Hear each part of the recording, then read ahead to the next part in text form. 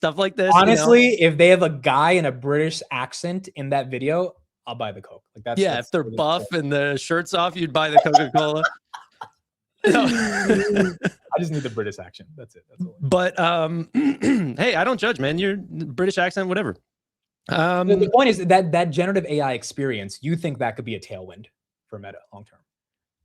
Yeah, like creating an entire generative platform for artificial intelligence, increasing the conversion, and actually allow, like, if ChatGPT can increase the total take rate on advertisements because they think that they can target people so great, that's going to be a massive tailwind for Amazon, Google, Meta. The advertising platform will be able to charge more, like higher and higher rates because the conversion raises, and there's a likelihood that those people go directly from the advertisement to purchasing the product because you got them on the advertisement. You know, British accent, all that sort of stuff. You get to buy the Coca-Cola. They'll pay a lot for that. All right, let's bring on two more people who are going to be with us for this earnings extravaganza. Jose and Neil, what's up? Hello, guys. Hello, How hello. are you, chaps? Good evening, Amit. I heard you like British accents. It's actually really good. It's way better than mine. We'll talk about Microsoft. We'll talk about Microsoft and Tesla in a second, but I want to get your guys' quick takes on Meta. Neil, we'll start with you. Bullish, bearish? What do you think? Bullish. I mean, the stock is higher. Or is it? Yeah, I mean, we were at $600 not that long ago. We're now at $670. Seems like the market maybe had overdid it before, but I agree with Tanner on the comments during the call. I think there needs to be maybe a clearer vision. I don't think it's going to be a metaverse type of scenario, but yeah, maybe probably some meta cloud questions. What's the story behind it? What's going to be the monetization strategy? But I agree that for now, this is purely an advertising play, like targeting much better, higher margins and all of it. And then as for the rest, the reality labs and all of it, I don't know. Their AI team, I guess, I would assume in the next 12 months, they have to come out with something, right? I mean, you cannot hire the Avengers of AI, pay them hundreds of millions of dollars in salary and come out with Llama 4, which I don't think I've met anyone that's using Llama. So they'll have to come out with something to justify all of the spending, and hopefully it's quite clear during the call. By the way, silver is now literal pennies away from breaking all-time highs that it broke 2 days ago. So maybe 2 days ago was not the top for silver. Jose, your thoughts on Meta today? Bullish on Meta long-term, like Tanner. I mean, I think the overall core business should just be focused on the advertisement space, and I think that has plenty of tailwinds with AI. I'm actually, it seems you guys actually want Meta to sell AI compute. I don't want them to do that. I think this Meta compute that they did is just to kind of have better organizations of their data center.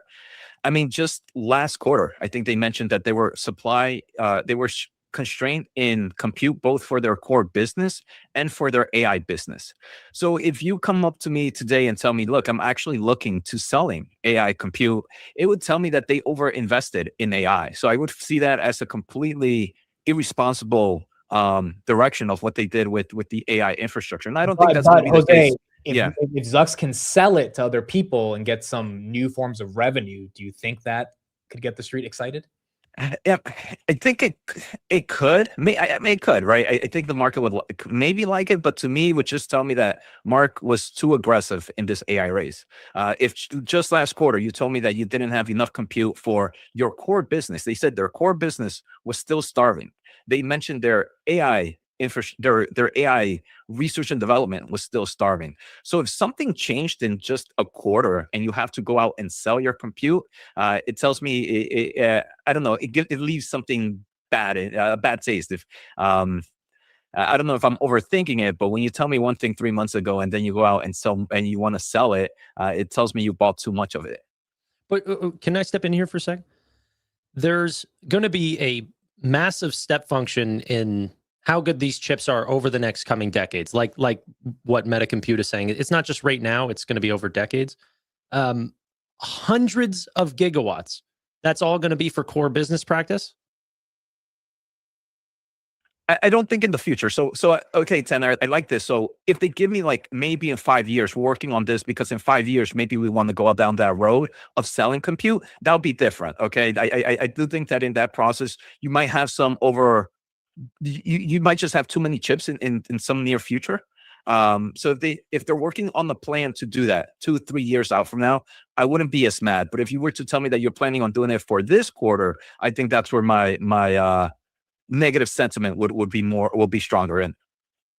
What if they use it just for, I mean, building on their own stack? And that's because 3 months ago, or maybe 6, I think this was 3 months, they said they've had plenty of people come to them and ask for to have access to what they have. What if it's just their way, just like NVIDIA invests in other companies, making sure that the CUDA ecosystem grew over the last decade plus? What if this is Meta's way to make sure that the Meta ecosystem grows and eventually they monetize whatever they'll come up with? But what ecosystem would grow with them selling compute, right? Is it just the Llama ecosystem, or what's the would be real a good start? No, Yeah, yeah. okay. So yeah, if people start. Well, that Well, begs I the honestly question: think is Llama even good enough to build an ecosystem around? Right? I don't think right now, but we've seen so many, like, look back at Google Bard. Like Google was out of the game early on. You know, I think that you could see a big change in the leaderboard of which LLMs are the best, and Llama could step back into the game. We've seen Google go from a nobody to Gemini 3.0 was the biggest talk of the town. Now Claude is, right? And maybe ChatGPT or some other player will end up hitting the top of the leaderboards again with new tools and practices. And maybe even, like, I think people are overstepping just how big a generative AI campaign, like, I don't even think you need to think that hard about it. If Meta can end up helping create these campaigns for other businesses rather than just being a platform to, give them the users, give them the tools to actually create the campaigns and the actual assets, then to go out to the customers with Meta's assets and their customers. All right, let's transition to Microsoft, and I'm putting the Meta pump or dump poll in the chat, so you guys can let us know what you think. Microsoft, I mean, this is the one that it seems like the audience is the least allocated to. I think out of all 4 of us, we're the least allocated to it. Let's start with you, Jose. Any thoughts on what they have to say today? I think I'm just overexcited with the cloud space, right? So this is going to be the first cloud player to actually have a cloud business give us results. I think they're going to say the same thing. Cloud service providers, they're short in compute. They're going to need to increase capex. Yeah, so overall bullish in Microsoft for their clouding aspect. You might see some pressure and headwinds on the consumer side, especially kind of the laptops and market, just because of memory prices. We heard from Intel last week, I think they reported last week, that Intel is actually pushing away from wafers on client side to go more into the server side. One of the main reasons is the memory prices are getting too crazy in the client side that you start to kind of fight on margins. So that can put some pressure into the consumer space, which obviously we know Microsoft has some dependency. Luckily, they transform more into a subscription base for that market, but super bullish for that cloud space of Azure. Neil, anything other than Azure you think they need to show today, or is that going to be enough in your opinion? Whether it's enough or not, I don't know, but the focus is definitely on that. It's on cloud growth for sure, as Macron would say.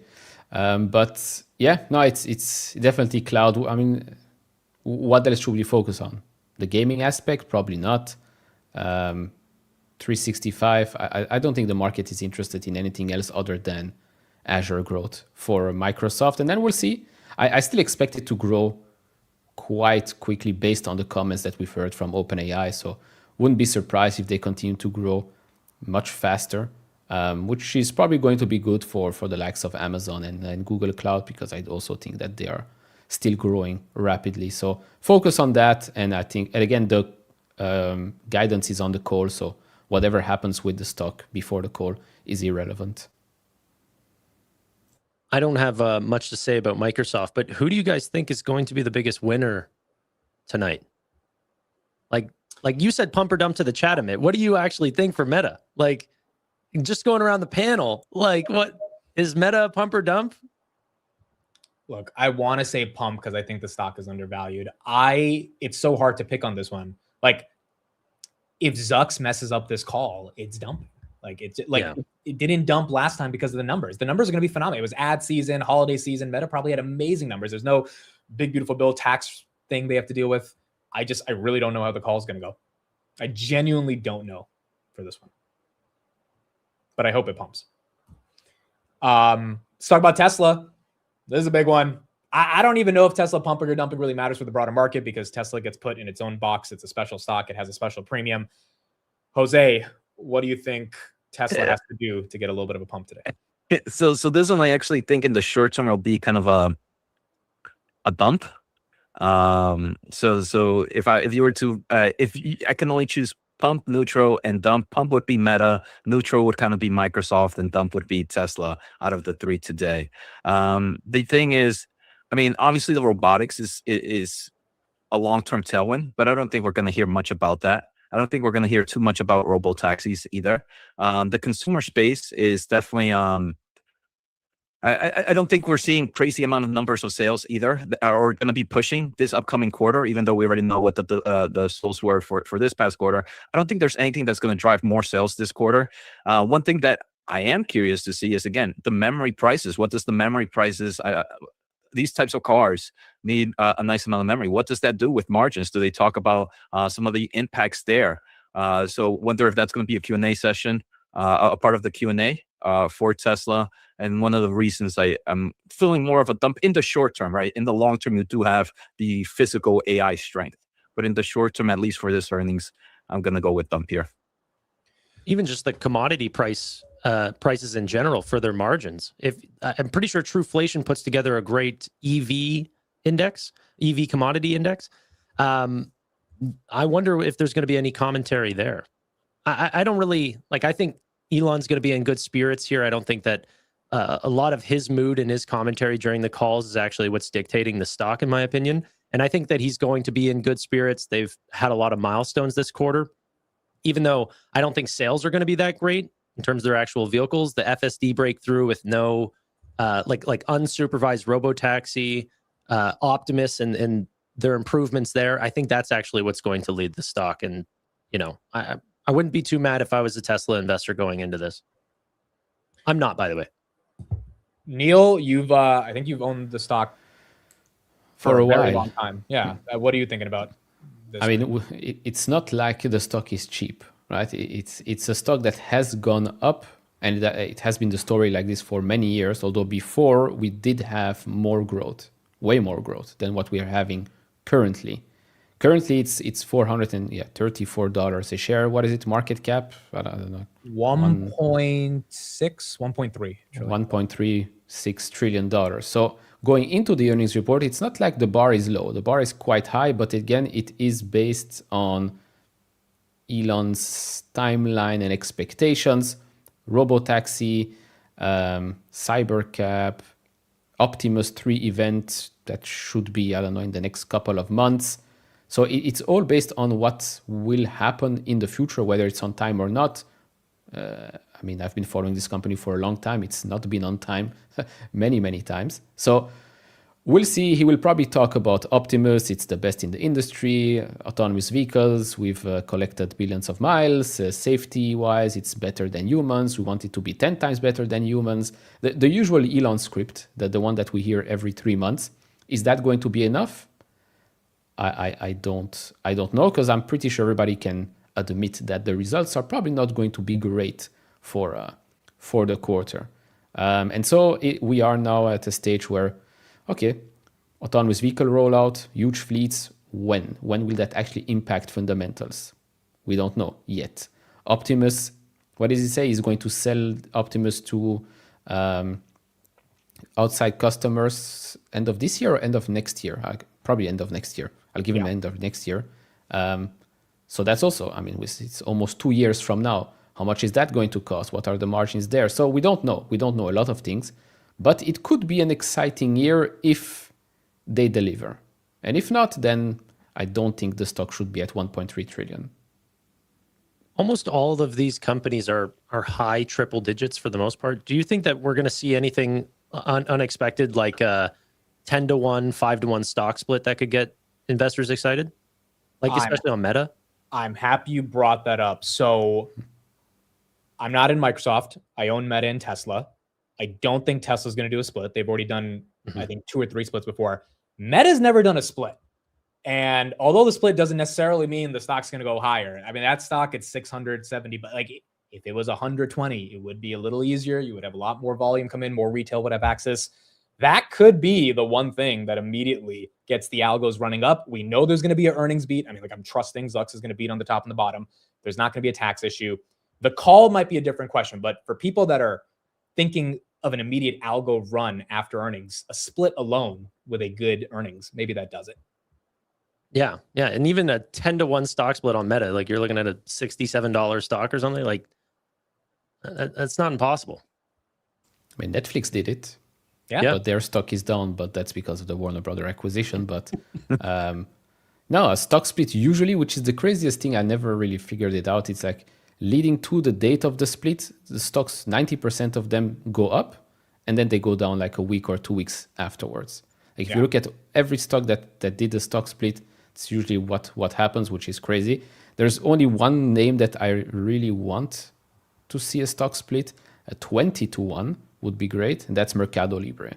Because that thing, every time I have to buy a share, is like $2,000 every single time. Like, come on. But yeah. So someone just bought $6 million worth of calls in the option flow on Tessie. Strike is 450, relatively out of the money. March 20th expiration. So it's not a Friday expiration, but still some good money that's coming into bet.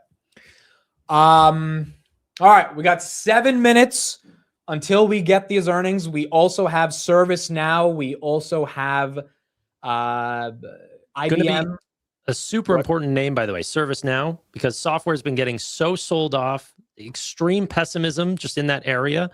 There's been some exciting stuff from Salesforce. So ServiceNow is also going to be, very much in the spotlight. I don't think we're going to listen to the call, but it's going to be important. Yeah. So for those that are new to any of the channels, usually we stream these together at 4 p.m. We're going to close the markets and we're going to get whatever earnings we can get immediately. So if Meta's out, but Microsoft just came in, then we're going to read Microsoft. We're going to try to get to Meta as soon as possible and then get to all the other companies that are out there. Obviously, Meta, Microsoft, and Tesla have the top priority. And then we'll get to the others. We will be listening to Meta at 4:30. And from 4:30 to 5:30, that's Meta. And then 5:30 to 6:30, that's Tesla. Then we'll probably stay on for another 30 minutes and analyze it. So we'll be here for the next few hours. I don't know if everyone can stay, but whoever can stay will be here. And we'll see if we make a lot of money or lose a lot of money today. Are you guys excited? This is the one of the most exciting days in terms of big tech. Someone said in my chat, it's capex day. We find out if people are spending, and like I said, NVIDIA is my biggest name. It's going to be important, even if Meta goes down because they're spending too much. That's a good day for me. So I'll take the losses there if they say they're going to buy more AMD and NVIDIA chips.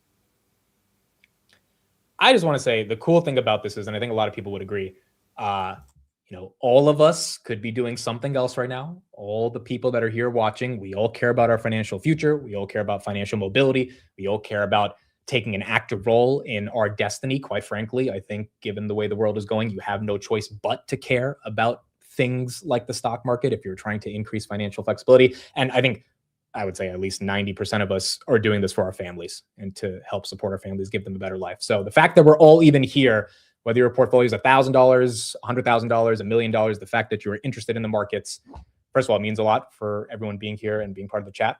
And second of all, this is kind of what you have to care about to be able to get financially free. So excited that we're all here today. It's what did you say? It's our quarterly Super Bowl, the earnings season. Pretty much quarterly Super Bowl. All right, 5 more weeks of this. We got 5 more weeks of this. All right, so let's do the final polls. I'll go first. I'll say Meta pump, Microsoft neutral, Tesla pump. Those are my 3 choices. Sorry, what was your Microsoft? thing? I think Microsoft's flat. I want to say Microsoft pump, but then people say I'm a permable. But like, I can see Microsoft going neutral. Although Microsoft's been dead money for 8 months. Like, honestly, I really do think it'll pump. Make a choice. Screw it. We're saying pump. We're going pump on all three. We're going pump on all three. Elon's got to talk about Optimus. Meta's got to show they know what to do with their money. And then Microsoft, I just think, has to show some level of decent Azure growth, maybe 45%, and maybe that's enough. So I'm just going pump on all three. Tanner, what do you got? The only neutral one that's going to be in that list is Tesla, in my opinion. I think people are going to be disappointed by the numbers, and the stock's not going to move an inch. It's fair. So neutral on Tesla, bullish on Meta and Microsoft. It's Q4. It's going to be a lot of spend for Meta. That's my hope. It is Q4, and that's always a big one. Neil, your three? So I have poll results. I have a lot of people say all green, or which I think I go with that. Microsoft, Meta green, Tesla probably red. Okay. Microsoft, Meta green, Tesla red. My chat, 58% said dump on Tesla as well. Microsoft getting a little pump right there. 3 minutes before the close. And then Jose, your final one. Yeah, Meta pump, Tesla dump, and Microsoft neutral to baby pump. So you're saying pump on all three? No, dump on Tesla. Dump on Tesla. Okay. We got one person joining us at the last minute. Oh. So I'm on a crappy webcam right now. Damn, your audio. goodness. Oh my goodness. Like every time, bro. Goodness gracious. You got to pull it back a little bit. How about now? It's still pretty high up there, but you have. How about now? That's better. That's better. Okay, we have 2 minutes. Pump, dump, Meta, Microsoft, Tesla. What do you got? Okay. Tesla flat, Microsoft up, Meta flat. Okay. So Microsoft's and do you own any of these three?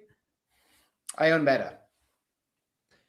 Are you doing any prediction markets? You putting any money? You gambling a little bit or no? No, dude. Nope. None of All that. right. No gambling. No lottos. No hedging. Does anyone have any short-term plays this earnings? Yeah, put in the today chat. specifically. I don't think any of us did on the panel. I mean, I own Tesla and Meta, don't own Microsoft, but put in the chat if anyone's actually just playing the earnings on any of these three, or ServiceNow or IBM. And in about a minute, we get into big tech earnings. I see a lot of people saying Meta calls. Jeez. All right. People are playing it here. We will be ringing a bell in 30 seconds for those that are new to the channel to officially close it out. And then within a few minutes, we should be getting all of the earnings that we have today. The Federal Reserve did not cut rates in the United States. Big tech earnings are officially beginning today, and we are going to find out if the S&P 500 can really make a move as the largest companies in the world that comprise the S&P 500 report earnings today. Wednesday, January 28th, 4 p.m. Thank you, everybody, for being here. The stock market is now closed.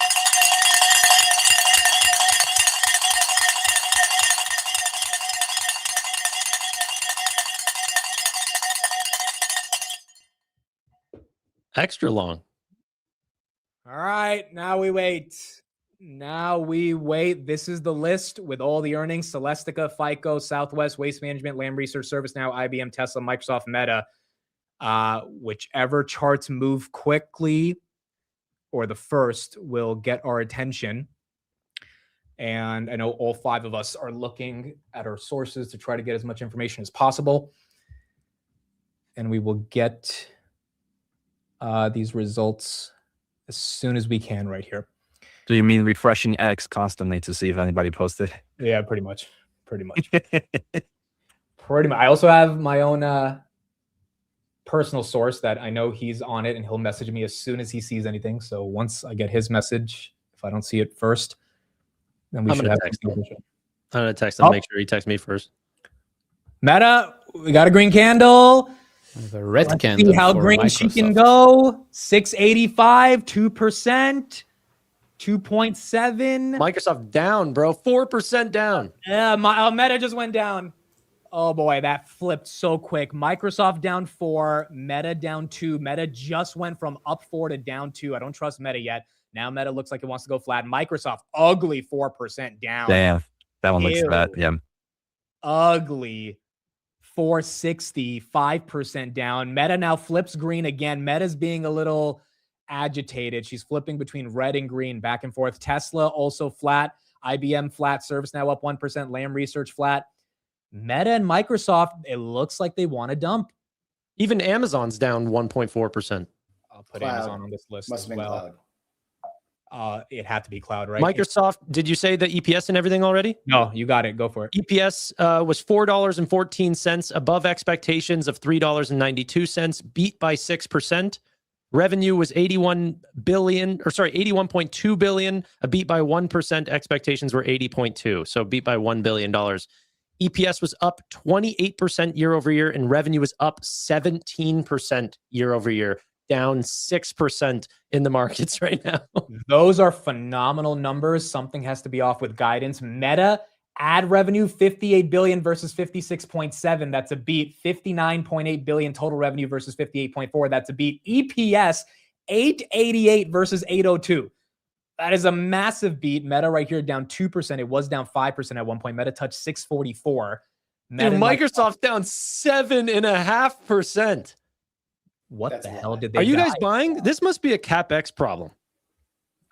No, What they- It the doesn't. hell did they say? It doesn't matter. It doesn't. There's no guidance in the report. Yeah. Oh, yeah, I There's only forgot. guidance Yeah, in the they don't code. tell you until the call. What the hell what happened? I'll try to get some details on that. Meta, massive double beat. Not sure what the streets upset I think about this is on a capex thing. Nvidia's slightly up. that. Yeah, this makes no. How is Nvidia? Amazon being down means cloud had to disappoint. Microsoft's yeah, second quarter Azure and other cloud revenue ex foreign exchange is 38% up year over year. The street estimated 38%. Oh wow, Meta capex 115 billion Damn. to Nice. 135. They gave a range. Let's freaking Damn. go. That is Why the hell wild. are they spending 140 billion dollars? Because AI, Amit, that's all you need to know. Yeah. AI. Stop looking into it, okay? Dog, what are they doing? I mean, I hope Zucks can explain. That's why Meta's down 3% right now. He can fix this on the call. Man. He can it- fix it- this on the call. Yeah. Jose, your take. Go ahead. It's Meta needs it. I mean, they're gonna say their core business can grow still with this type of AI investment, but the street just hates it. It hates it. It hates that big number. But I mean, we saw them beat in revenue number. They gave a nice guidance. I saw the guidance already beat expectations. The reason is the AI infrastructure space is paying out. So why not just keep going if it keeps paying for them? Okay, but It's not being used on the metaverse. It's not being used like if you're thinking about using on Llama, their AI infrastructure, maybe 10% of that gets used for their AI labs. The other crazy amount gets used for their core business. That should just be drilled in everybody's head. The core business is what uses that AI infrastructure. well, Bro, honestly, this is a phenomenal quarter by Meta. Have you guys been looking through these numbers? no, go ahead. What are you seeing here? It's crazy. Members are up 7% year over year to 3.6 billion, essentially.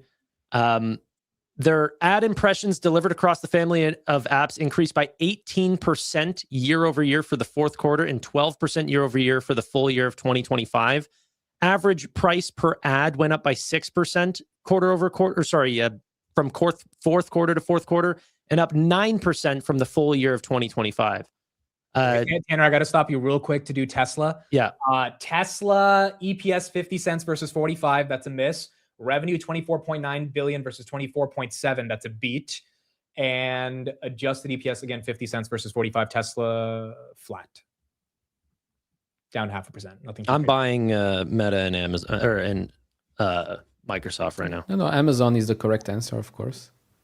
Yeah, I mean, you're not wrong. I'm Dude, not anti that. 7% on Microsoft just feels like there's something going on. Let me get a little bit of coverage. It feels like a lot. Let's get a little bit of coverage on Meta. And then we'll keep going from there. Versus estimates of $8.23. Revenues of $59.89 billion, showing 24% revenue growth. That's actually an acceleration from the third quarter pace of growth. Analysts had been expecting it to dip slightly and coming in ahead of estimates of $58.59 billion. The key number here is capex. The company guiding to capex for the full year of 2026 in a range of $115 to $135 billion. That is ahead of estimates of about $110 billion. They say this year-over-year growth is driven by increased investment to support our Meta Superintelligence Labs efforts and our core business. And they said, despite the meaningful step up in infrastructure investment in 2026, we expect to deliver operating income that is above 2025 operating income. We're going to continue to dig into these numbers, and we'll be back to you with more, Melissa. Okay, so capex. This is Microsoft. The bottom line, but we're still watching the stock drop about 6.5% here. Let me give you what we have so far. EPS is $4.14 adjusted. That's a beat over $3.97 expected. Revenue, another beat here, just by about $1 billion, $81.27 billion. Street wanted to see $80.27 billion instead. And then we got Azure Cloud growth. That was right in line at 39%. Now, there's a lot in here, Melissa, related to OpenAI, that recapitalization that happened in October, and some other accounting stuff that could be why we're seeing a drag on the stock. I'm going to dig into these numbers. There's going to be a lot more to share with you in a few minutes. So I'll be Tesla flips green, and so does Meta. Again, Meta looked like they had a pretty damn good quarter. Tesla 4%, baby. Tesla is going to acquire $2 billion of preferred stock in XAI. Whoa! Oh, wow. A little late, but nice. Yeah, a little late. Yeah. Oh a little my late. goodness! Still cool. There you go. Hold on, that's a That'll do big deal. That's not a joke. So finally, Tesla shareholders own a piece of XAI, $2 billion at probably like 150 billion or 200 billion valuation, but still, and that's pretty damn aggressive. And I think it's what people have been waiting for. All right, Tesla numbers. Let me see if I can pull those up, and we'll get deeper into this as well. Okay, so let's pull up Tesla real quick. I'm sure the guys are going to be running through these Microsoft Meta numbers. We'll get some more analysis on that, but let's pull this up. 4.8 billion GAAP operating income in 2025, 1.5 billion in Q4. Here's the summary. 2025 marked a critical year for Tesla as we further expanded our mission and continued our transition from hardware-centric business to a physical AI company. We laid the foundation for the future of Tesla as we advanced FSD, launched our Robotaxi service, began installing production lines for Cybercab, and fine-tuned our production-primed Optimus design. Our approach to AV and humanoid robots mirrors the way we approached EV and energy storage at the system level, where we identify the limiting factor and develop bespoke and scalable solutions to optimize for cost, functionality, efficiency, and safety. In 2025, we completed the refresh of our vehicle lineup with the launch of the new Model Y, including additional variants. We believe that maintaining an optimized and efficient product portfolio and a continued focus on high-value features such as long-range, best-in-class software and autonomy is the correct strategy to win. In 2026, we will further invest in the infrastructure needed to support clean energy, autonomous robots, including the ramp-up of 6 new production lines across vehicles, robots, energy storage, and battery manufacturing, while further leveraging our existing factory, charging, and service center footprint to support future growth. Revenue is down 3% year over year. Autos are down 11% year over year. Energy is up 25% year over year. Services up 18% year over year. Gross profit is up 20% year over year. Operating margins are down 50 bips year over year. And then income from operations down about 11% year over year. Adjusted EBITDA is also down about 4% year over year. Neil, any quick reaction to Tesla numbers? Wait, let me scroll through the presentation. But I mean, so far, better than expected, I would say. Plus that $2 billion XAI news is very welcome. Very late, but I guess better late than never. I do wonder how we'll get rewarded with the SpaceX IPO, but I guess we'll have to wait a couple of months to find out what happens with that. Meta has gone green. Tanner, go ahead. I was just going to say I bought the dips on Microsoft and Meta, and they're already turning green. So Thank you, Tanner. I appreciate you. Yeah, you're welcome. Yeah, it was mine. It was me. Well, Meta wants 700. She's $4 away, baby. Ad impressions, 18%. Average price per ad, 9%. Revenue, almost 60 billion. Expenses, 35 billion. They bought back 26 billion of their stock. Again, it's hard to bet against these large caps. They're buying back so much of their stock. Long-term debt, 58 billion. That's because of data centers. Cash flows at 36 billion. Headcount, 78,000 people, up about 6% year over year. We expect first quarter revenue to be 53 to 56 billion, 698 on Meta. Expenses 162 to 169, which obviously includes that massive capex spend. Tanner, any thoughts now that you've had a couple minutes to think about it of this increased capex? I was never bearish. I like it. I think that it's so funny that the stock sold off so quickly on that news. Like, why do you think he tweeted out this Meta compute thing? He was trying to, let people know there's going to continue to be an increase. So stop crying because it's only going to get worse. I've been saying this for a long time. Like, the train's not done. A bunch of people saying that we're, all the infrastructure names. Jose is the only person that's understood. He's the only guy that understands what the chip happened. Okay. Bunch of more companies need to buy more chips. AI is real. It's not a fad. Meta understands this. Zuckerberg's 42. You want to bet against this guy for the next 30 years of him operating this business? No way, Jose. Well, if anyone took the Meta earnings bullish view, you're up 4% right here. Just touch 700, 697. If Zucks can deliver a good call, I don't see why we can't break through 700 after hours and hold it. 697 right here on Meta. Jose, your reaction to the capex spend. Before you do that, ServiceNow, they beat by 6% on EPS, beat by 15% on revenue. That stock is flat after hours. It was up 4% and just keeps on going everywhere. Yeah, hit 140. The market remembered it was a software name, so it's like, oh, Yeah, it's like we can't get. Yeah. It's like, wait, hold on a second. Where are you going, baby? Yeah, Jose. Go But ahead. yeah, capex for Meta. I mean, not scary. Core business still does well with this. I wonder if, like Tanner mentioned, Microsoft could be selling off if Meta is increasing. It's safe to assume at least the other players are going to increase. So I wonder if Microsoft is just having this scared off of the capex. Earnings comes, Microsoft is going to say, look, we're increasing our capex because we are compute constrained. That's it. It's easy. If we had more compute, we would be growing at larger revenue. So for Microsoft, I'm going to be paying attention how their RPO has increased, how their cloud business has increased, and kind of the commentary that they share there with the shortage.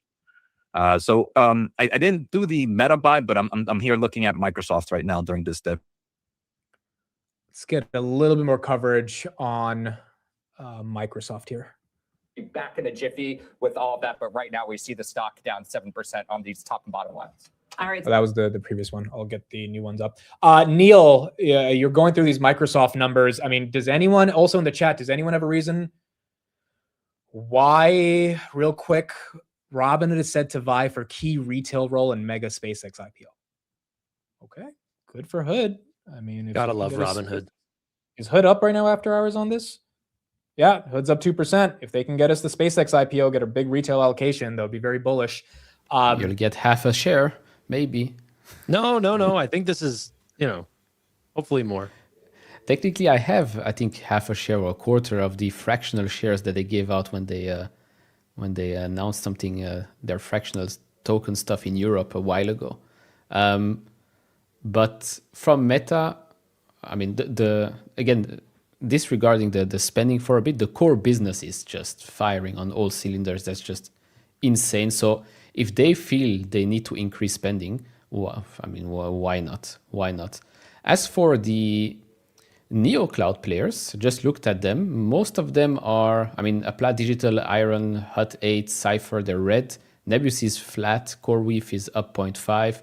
Core Scientific is up 0.7, so not much of a movement there. As for Tesla, I see that they will maybe launch robotaxis in Dallas, Houston, Phoenix, Miami, Orlando, Tampa, and Las Vegas in the first half of 2026. So definitely ramping up the robotaxi coverage in 2026. As for Microsoft, I still, I don't know. I'm still Neil, did you scratching see my head. the RPO number? Remaining performance obligations of $625 billion for Microsoft. Yeah, but is it the same RPO as an Oracle where it's like maybe for the next 8 years backed by OpenAI that maybe doesn't have the money? I hope not. Because I remember last time, I mean, that would be massive because I think they had about 200 and something last quarter. I don't know why that massive growth, unless they have two different RPO numbers that they like to share. I think Neil mentioned something really interesting, that the Neo clouds are actually down. And we know Meta is actually a big customer of Neo cloud players. So shouldn't their capex increase also mean that they're going to go play with other Neo clouds? I think Meta does both. They have a partnership with Nebius, and I think they have one with CoreWeave as well. If You're right. If I remember correctly. So it's like capex growth. Doesn't this mean they're most likely going to be working on more deals with those players as well? Yes. Unless the street thinks, Tanner, you can say if you agree with this, the street thinks Meta's going to take Nebius's lunch, Iran's lunch. Do you think that's the argument here? No, I don't think that. I just think there's so much compute to go around. Well, sorry, there's so much need for compute to go around that they're trying to essentially diversify, build their own data centers, work with CoreWeave. I think the deal is about a $12 billion deal with CoreWeave, $3 billion deal with Nebius. And by the way, the only reason why it was a $3 billion deal with Nebius is because Nebius had to essentially cut them off. They were like, we just can't continue to offer this much. Like, we just don't even have the supply. That's already fulfilled too. So they fulfilled them with existing compute. Right. And they're already sold out. Yeah. Let's get a little more coverage on Microsoft. Maybe we can find out why this RPO is so high. Is the same kind of RPO that when we talked about Oracle months ago that everyone was getting excited about. Microsoft now saying they're expecting a huge increase in that, likely OpenAI playing into that. CapEx for the quarter. Now, remember, they did not give us guidance on this. It ended up being $37.5 billion last quarter in capital expenditures. That's up 66% from the previous quarter. We just see Microsoft accelerating their spend on capital expenditures because we keep hearing again and again that they just don't have the infrastructure to meet the demand. Also, another highlight here, Microsoft commercial cloud revenue. They're crediting Copilot behind that growth, revenue up 17% there. So a lot of OpenAI stuff going on in here. Microsoft obviously has to disclose that because of their huge stake in the company. But that RPO number is something people are going to be paying attention to and talking about a lot in the call now. I think that's the biggest question today. Where the hell did they get $300 billion of RPO? It sounds like OpenAI, but hopefully it's more legit than not. Because the other thing, they did announce a deal with Anthropic this past quarter, the Anthropic and NVIDIA deal. So that could be part of it. And we did see yesterday that Anthropic raised their fiscal year 2026 guidance by 20%. And then for 2027 also looks strong. So I'm hoping we hear a little bit more about that diversification away from OpenAI. IBM, 9% after hours. They're the winners right now. They beat by 5% on EPS. They beat by 2% on revenue. Not sure what they said to get the street this excited, but the street's excited. And then Celestica, earnings growth of 70% year over year, crushed EPS. Revenues up 44% year over year. That stock was one of the best performing stocks last year, but it's down 0.5% after hours. And Microsoft is only down 4.4% right now. I remember there were quarters where the stock was down 5%, and then the earning call happened, and suddenly it flipped green. But yeah, I mean, the RPO is probably a mix of OpenAI, Anthropic as well, as Jose said, and maybe someone else. I don't know. Maybe Grok. Who knows?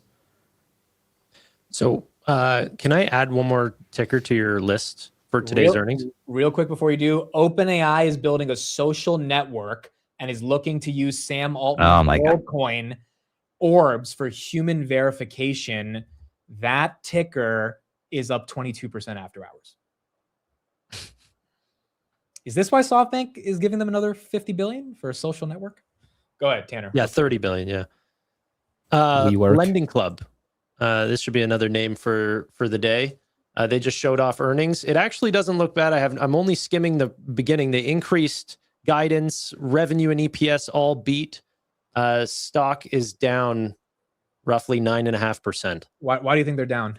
I'm not sure yet. I'm trying to go through. A lot of people compare this name to SoFi, but it truly, in the last probably 18 months, has not been correlated to SoFi at all. And in the same quarter, this company can put up terrible earnings, and SoFi can really show off great numbers. But I'm going to look into it for a second and see if I can find anything. Reminds me of a lot of other companies out there. Snapchat versus Google and Meta. Yeah. You had Imagine looking Commvault at and Rubrik. Snapchat. You look at Snapchat and say that the advertising advertising business is down. It's like it's not a great look. Robinhood up after hours on this potential SpaceX allocation. Palantir right there up about 1% after hours. Again, Microsoft, which took the biggest hit. I think if Nadella clarifies that the RPO is not Fugazi and not just OpenAI, I think that stock can make a run back after hours. Now it's only down 4%. It was down 7%. Google should be pumping as well, right? Google 338, very close to 340 all-time highs. Amazon was down. Amazon still flat. And then NVIDIA seems to be the biggest beneficiary of all this capex.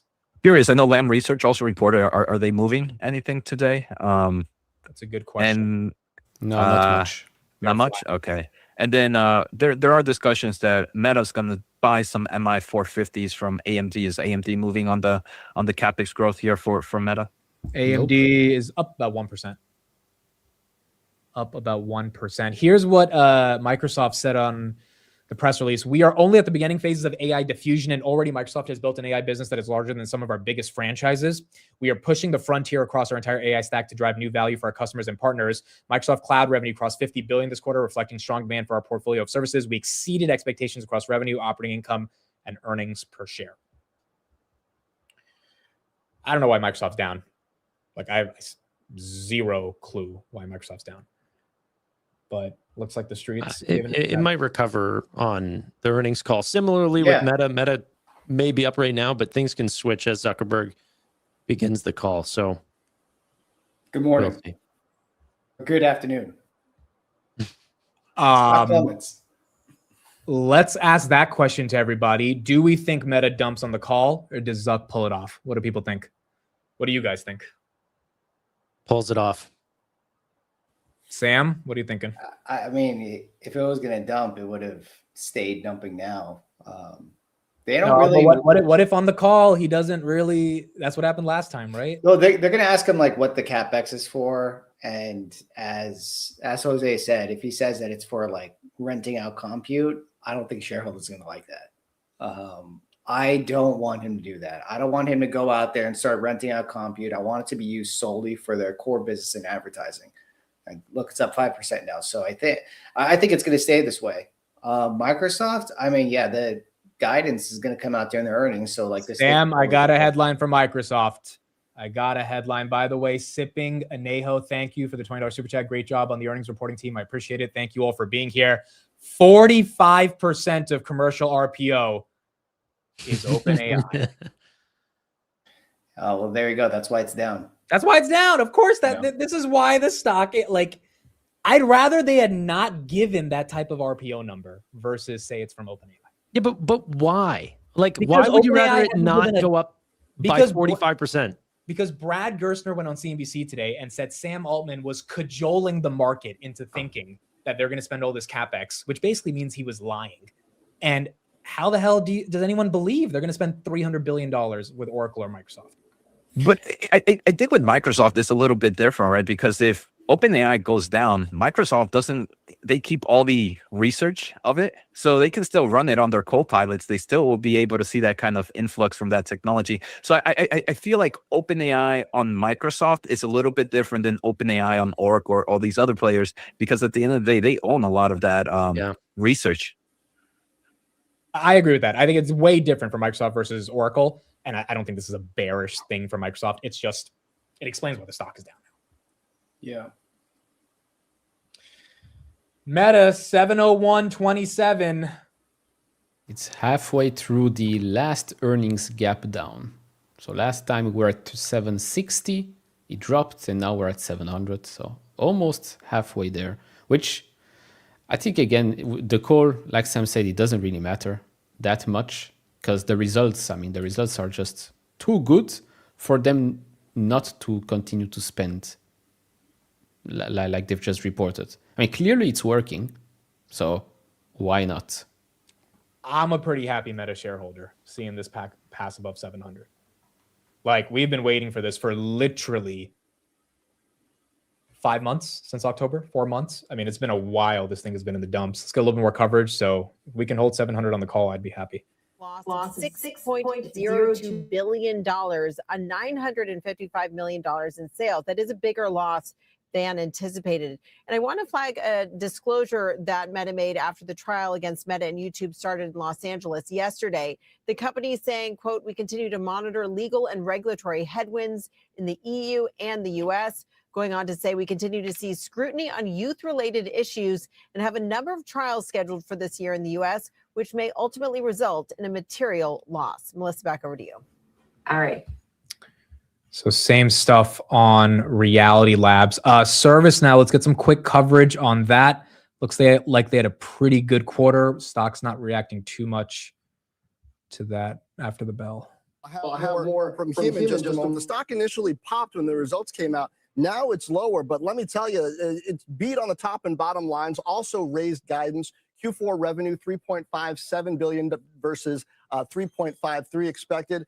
EPS, 92 cents versus 88 on the guide. ServiceNow saying subscription revenue will be 3.65 billion to 3.66, well above the 3.58 billion consensus. Now, McDermott told me, and he's on the warpath with his numbers, pointing to ServiceNow's pipeline growth of 25% in Q4. That's those remaining performance obligations, 21% in constant currency. He's also pointing to ServiceNow's AI growth with Now Assist annual contract value more than doubling year over year in the quarter. So McDermott is making the argument to me and to investors here with these results that, hey, I know that there's a narrative that AI is eating software. He says, not us, not ServiceNow. He gave me a lot more details that he's going to share on the call as same argument around software, right?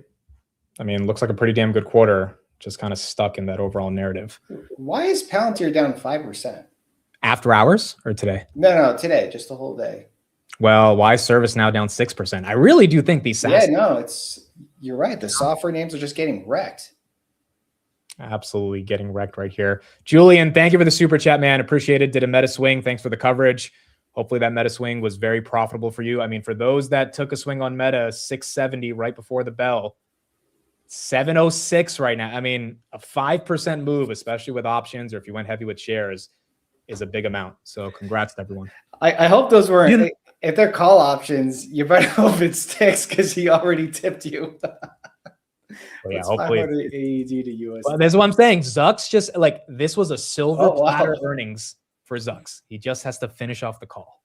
That's also, let's give a little pat on the back to the people who bought the dip after the earnings bell or after. Okay, I'm going to take this lap. Wait, hold on. What you got at 640? Like how low did you get? 644. You actually got 644? Yeah. And Microsoft. That's impressive. Microsoft, here, I'll tell you my Microsoft price as well. Microsoft, I'm not up as much because it's still down. I have a general question for you all. How are we feeling about the current market, the state of the market? All-time highs for the market, but for many stocks, far from it. Many 449 cheap on stocks. Microsoft.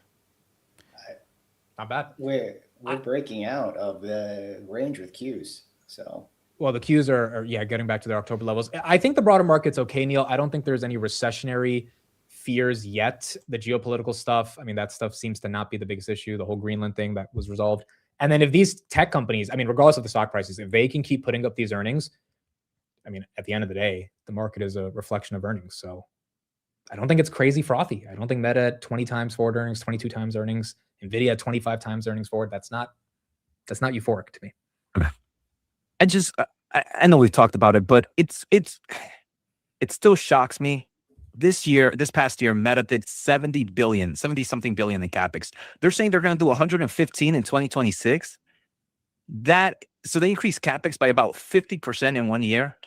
How, if a company that's just doing ads needs this much compute, how much compute do you think a company like Amazon, like Microsoft, like Google Cloud, that are using it for so many different things are going to need?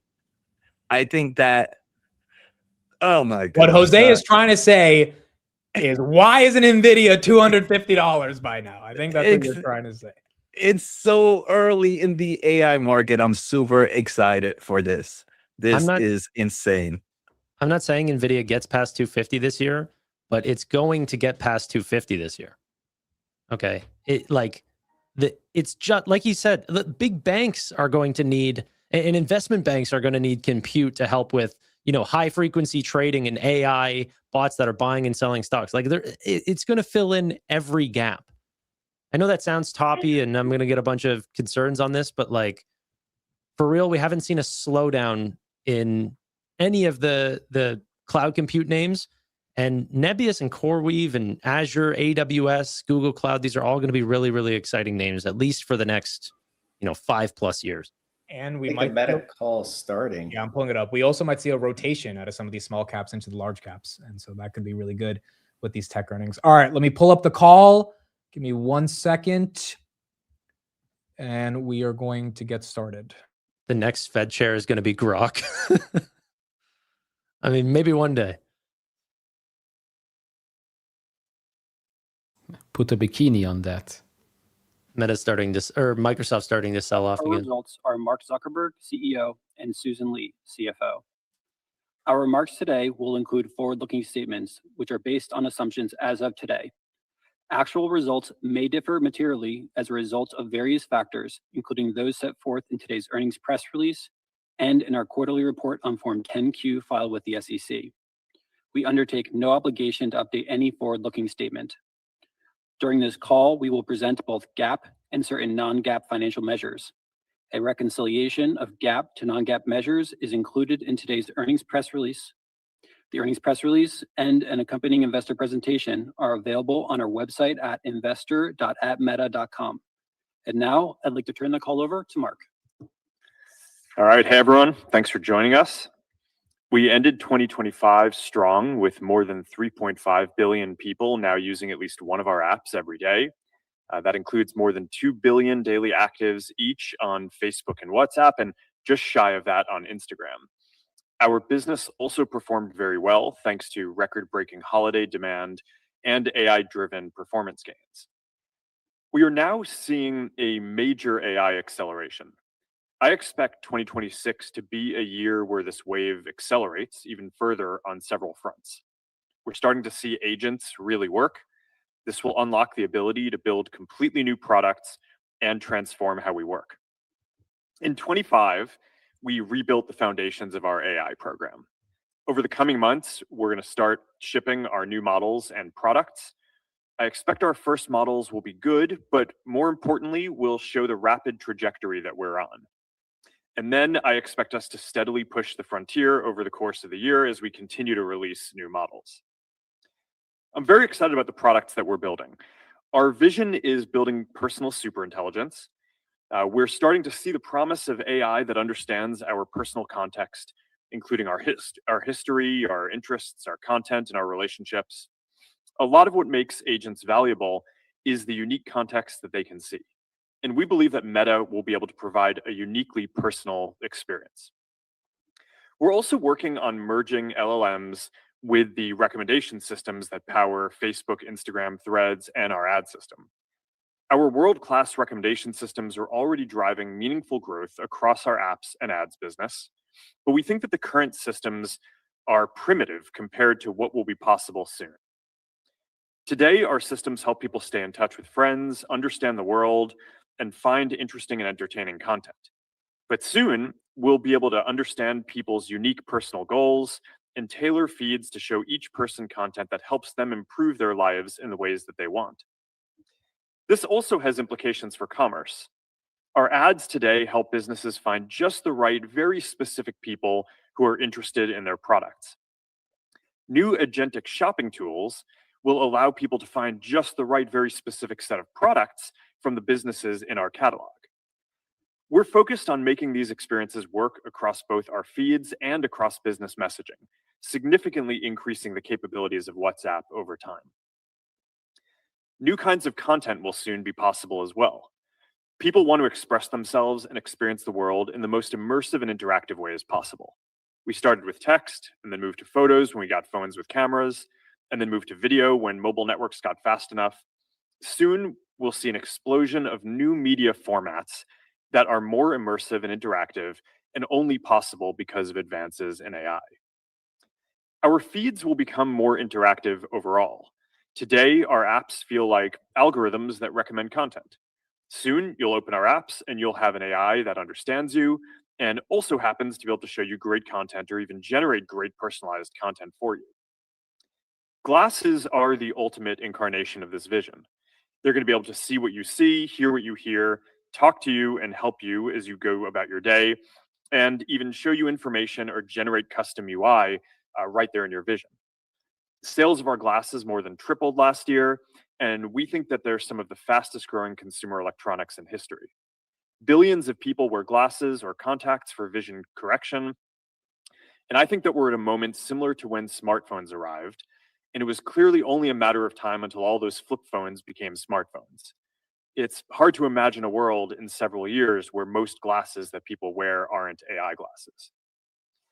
For Reality Labs, we are directing most of our investment towards glasses and wearables going forward, while focusing on making Horizon a massive success on mobile and making VR a profitable ecosystem over the coming years. I expect Reality Labs losses this year to be similar to last year, and this will likely be the peak as we start to gradually reduce our losses going forward while continuing to execute on our vision. As we plan for the future, we will continue to invest very significantly in infrastructure to train leading models and deliver personal superintelligence to billions of people and businesses around the world. I recently announced Meta Compute with the belief that being the most efficient at how we engineer, invest, and partner to build our infrastructure will become a strategic advantage. Dina Powell-McCormick also joined us as president and vice chairman, and she will lead our efforts to partner with governments, sovereigns, and strategic capital partners to expand our long-term capacity, including ensuring positive economic impact in the communities that we operate in around the world. An important part of Meta Compute will be making long-term investments in silicon and energy. We will continue working with key partners while advancing our own silicon program. We're architecting our systems that we can be flexible in the systems that we use, and we expect the cost per gigawatt to decrease significantly over time through optimizing both our technology and supply chain. The last thing that I want to mention is that I think that 2026 is going to be the year that AI starts to dramatically change the way that we work. As we navigate this, our North Star is building the best place for individuals to make a massive impact. So to do this, we're investing in AI native tooling so individuals at Meta can get more done.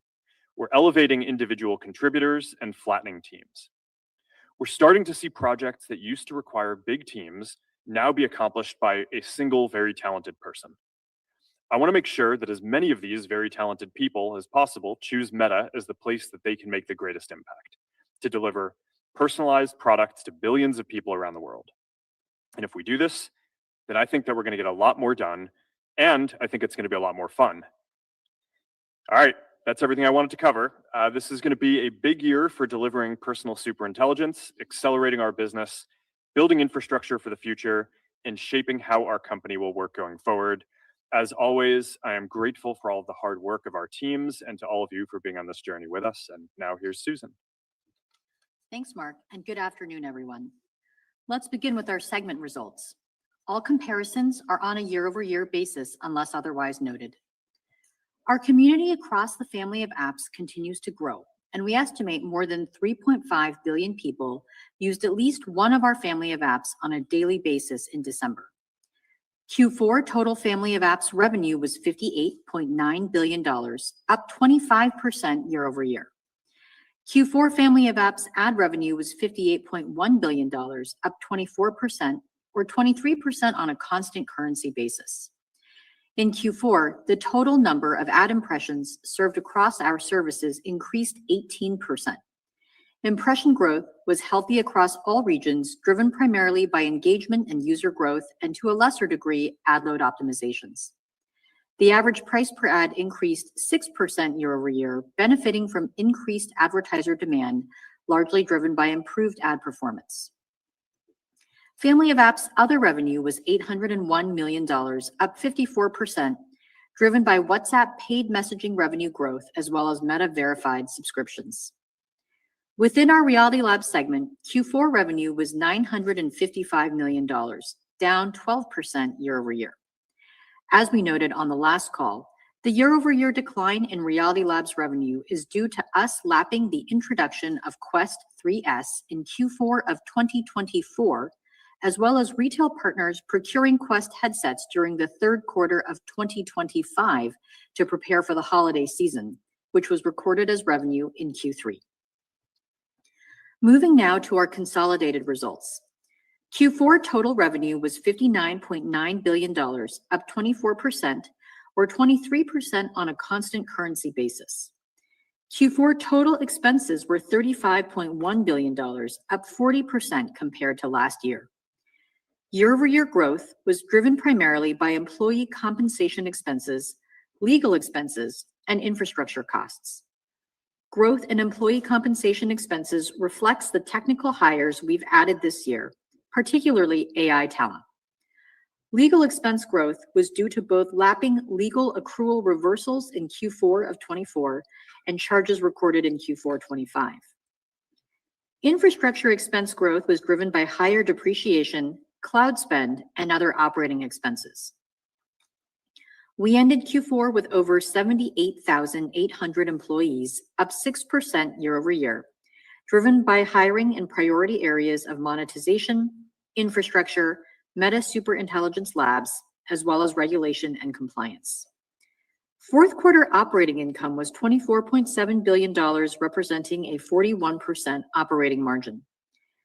Q4 interest and other income was $609 million, driven primarily by unrealized gains on our equity investments.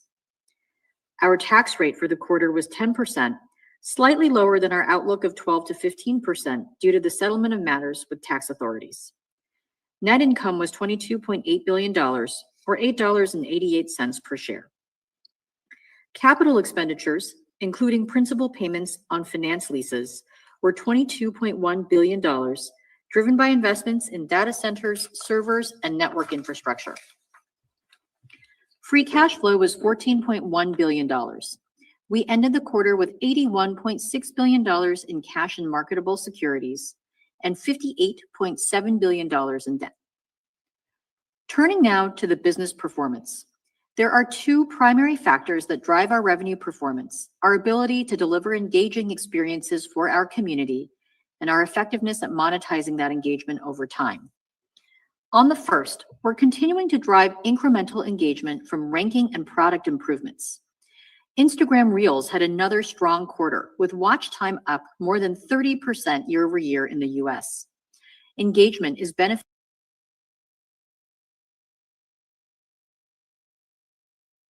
That's not me.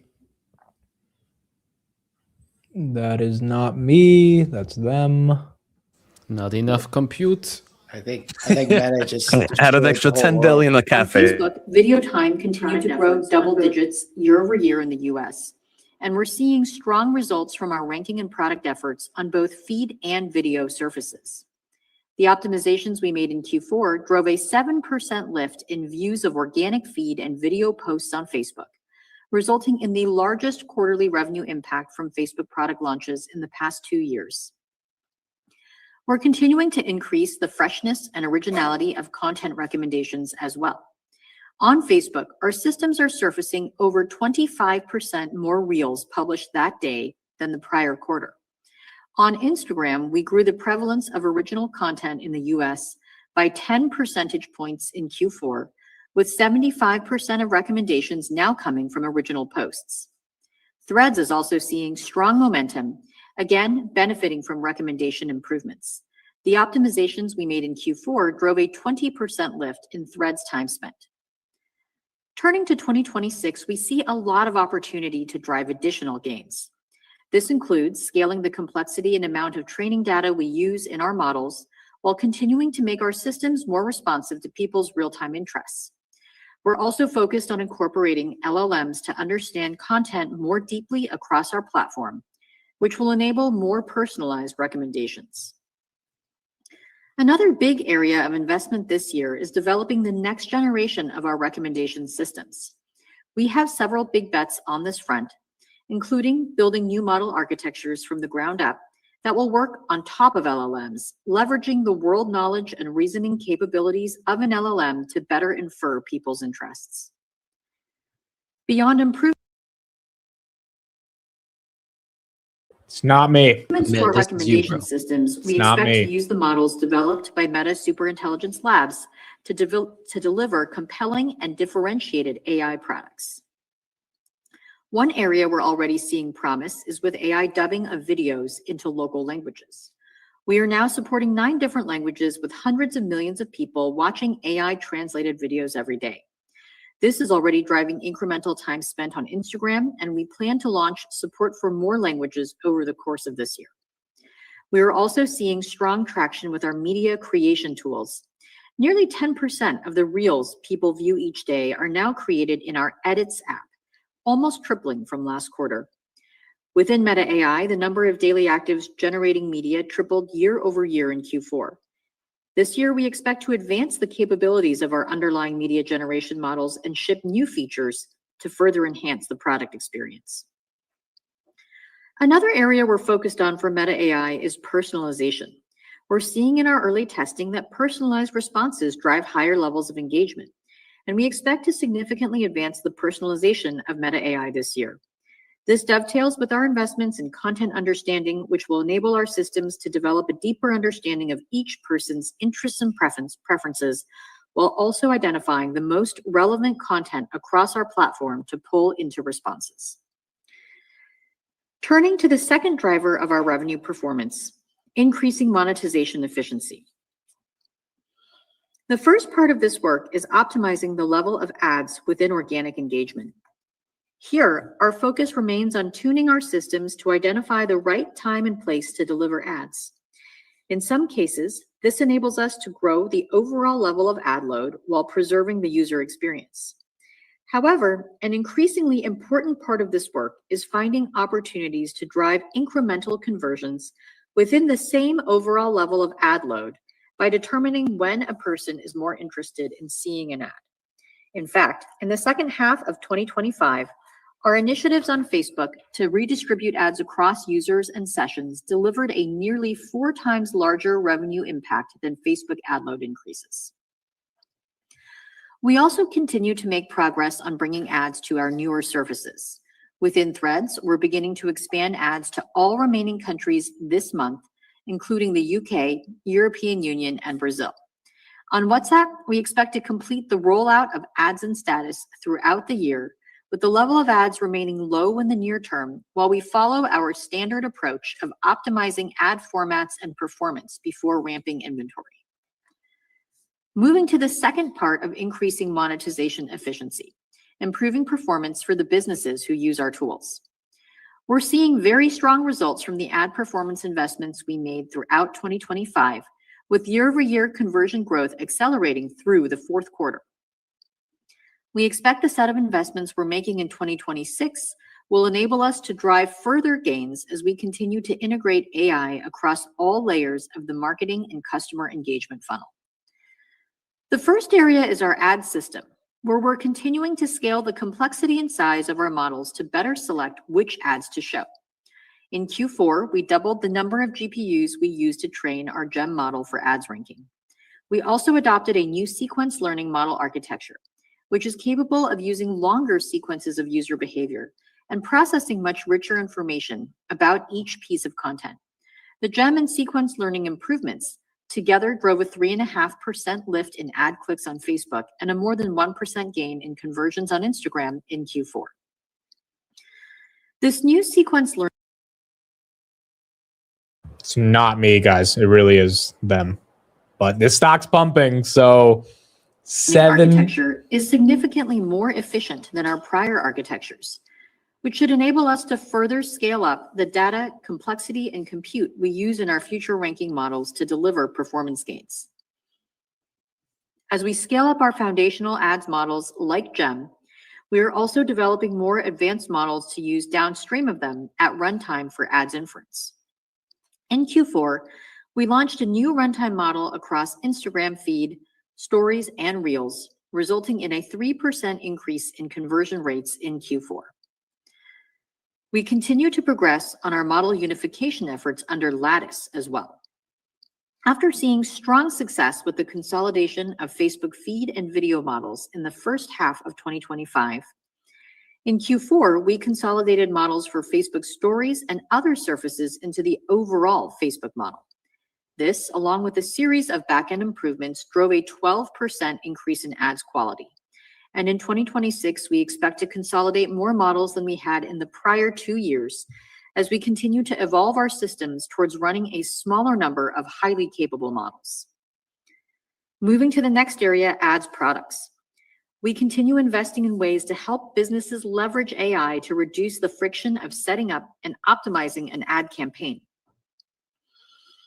In Q4, we started testing our Meta AI business assistant with advertisers, which helps with tasks like campaign optimization and account support.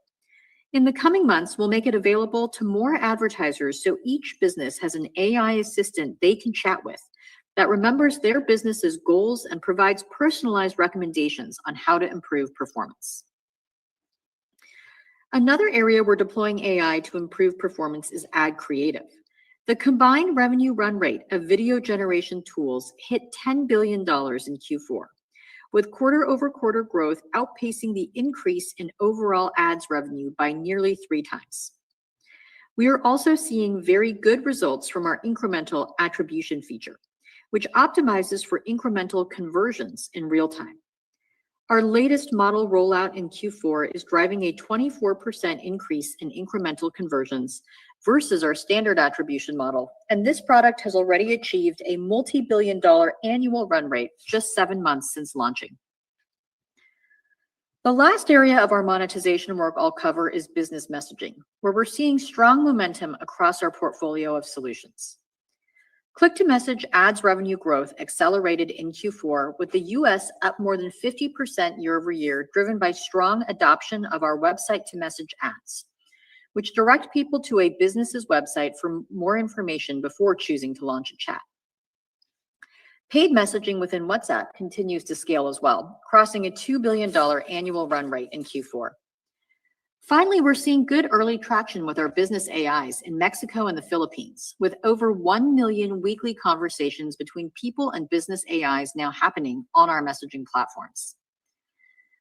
This year, we will expand availability of our business AIs to more markets, while also extending their capabilities so they not only answer questions on topics like product availability, but can help people get things done right within WhatsApp. We speak a lot about how AI is improving our products, but I'd like to take a moment to give an update on how it's changing the way we work. Mark mentioned our focus on making Meta a place where individuals can have significant impact. A big focus of this is to enable the adoption and advancement of our AI coding tools, where we're seeing strong momentum. Since the beginning of 2025, we've seen a 30% increase in output per engineer, with the majority of that growth coming from the adoption of agentic coding, which saw a big jump in Q4.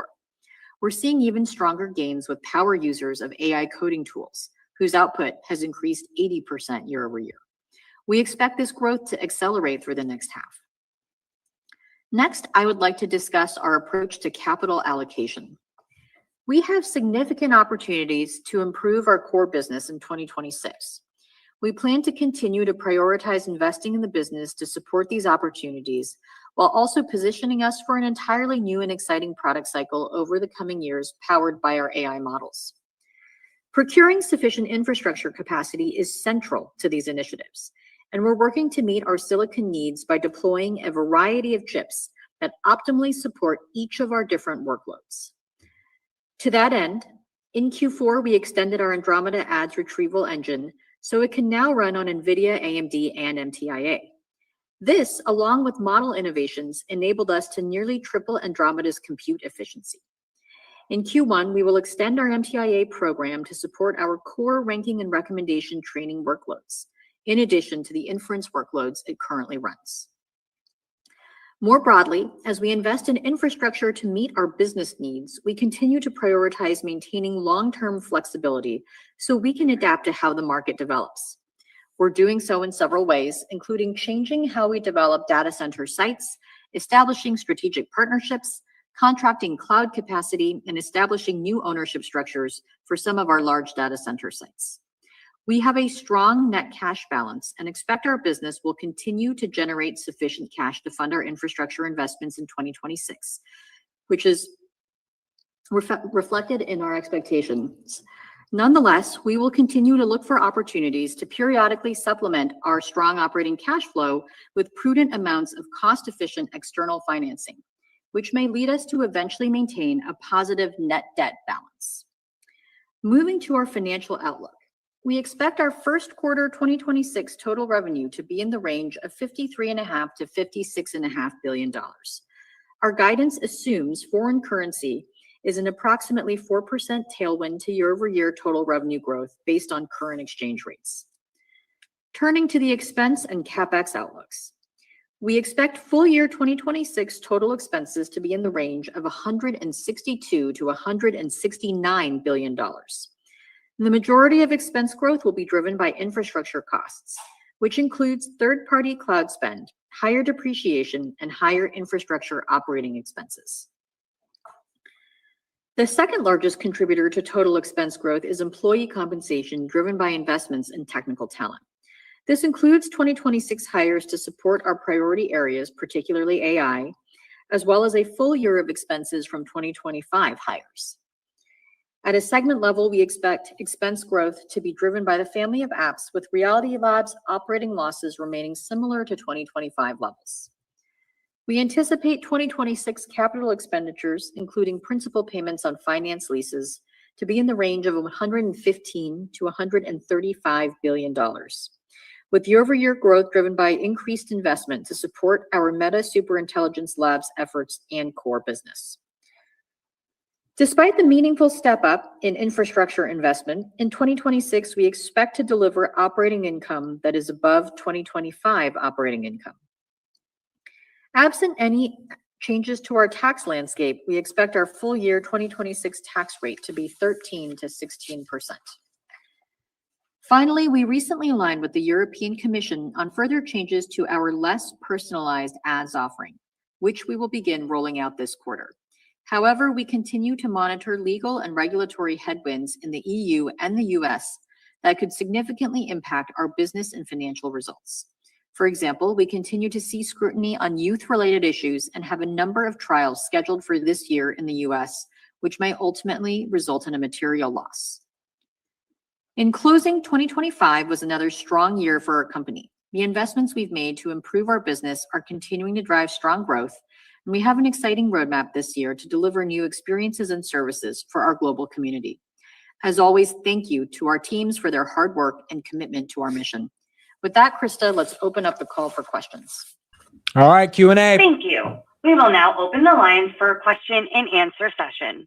To ask a question, please press *1 on your touch-tone phone. To withdraw your question, again, press *1.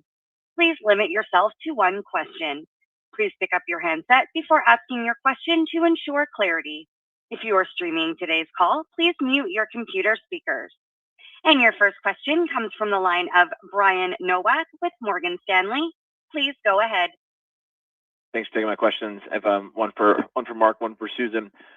Mark, one is a long-term question. As you think about ramping all this investment and the personal intelligence opportunity, the meta compute opportunity, can you walk us through a little bit how you think about the largest revenue or ROIC long-term opportunities you're trying to unlock with those over the next, call it 3, 5, 10 years through all the investment? And then Susan, a little more near term, more like 26. I think the guide is the fastest growth you've had in almost 5 years. I know you have a lot of improvements on recommendations and monetization efficiency, but can you just sort of help us a little bit understand 2 or 3 of the biggest drivers of this inflection you're seeing on revenue in 26?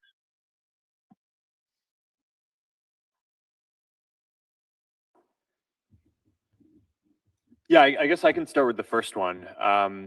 Although I have to say up front that I think my answers to a lot of your questions on this particular call may be somewhat unfulfilling, because we're in this interesting period where we've been rebuilding our AI effort, and we're 6 months into that, and I'm happy with how it's going.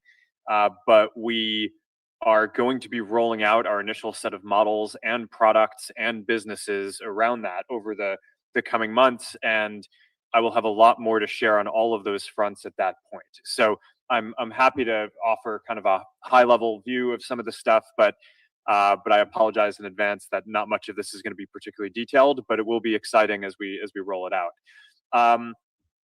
I think the theme on the business, I mean, this is, I don't think I'm going to break any new ground here, but there are several major business opportunities that we're focused on. I think that one is just going to be improving the core products and accelerating the current business. I talked about that in terms of the connecting of the recommendation systems and the LLMs, which I think will both improve the quality of the organic experience and of advertising. We're going to see the generation of media improve the quality of content, which, coupled with the improvements in the recommendation systems, we expect to generally accelerate the quality and effectiveness of the core business, both for people who use it organically and for businesses. So I think that will have a compounding effect. And then there's going to be many, I think, new business opportunities that come up. I mean, we have been working on Meta AI for a while. I think you're starting to see some of the way that products like that get monetized across the industry. When we get that to a scale and depth that we want, we think that there are going to be opportunities both in terms of subscriptions and advertising and all of the different things that you see on that.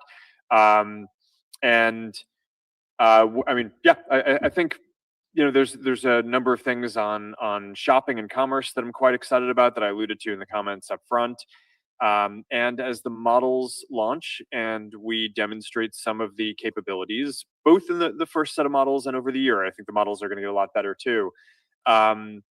We'll be able to have different products paired with those that I think will facilitate different businesses for businesses who use us and our platforms, as well as direct consumer businesses. I guess it's probably also worth flagging, because I don't think either of us mentioned the Manus acquisition in the upfront comments. I think that is going to is a good example of you have a significant number of businesses that already pay a subscription to basically use their tool to accelerate their business results, and integrating that kind of thing into our ads and business manager, so that way we can just offer more integrated solutions for the many millions of businesses that use and rely on our platforms, is going to be really powerful, both for accelerating their results using the existing products that we have, and I think adding new lines as well. So a somewhat high level answer, and I think the picture will become clearer, and I think more exciting if we do our jobs well over the course of the year. Brian, on your second question, there's obviously a range of outcomes captured in the Q1 26 revenue outlook. It overall reflects our expectation for a strong quarter of growth. The range embeds an outlook for accelerated growth, and that's really underpinned by the strong demand that we saw through the end of Q4 and continuing into the start of 2026. Now, I will say we also expect foreign currency to be a 4-point benefit to year-over-year growth, so that is a 3-point larger tailwind than it was in Q4 25, as we lap the strengthening of the US dollar a year ago. But overall, we see that advertisers are responding to ad performance improvements that we made. They're driving strong conversion growth.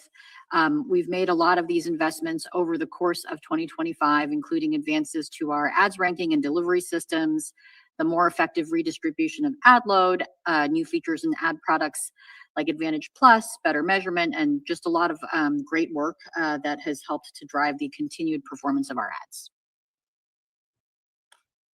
Your next question comes from the line of Eric Sheridan with Goldman Sachs.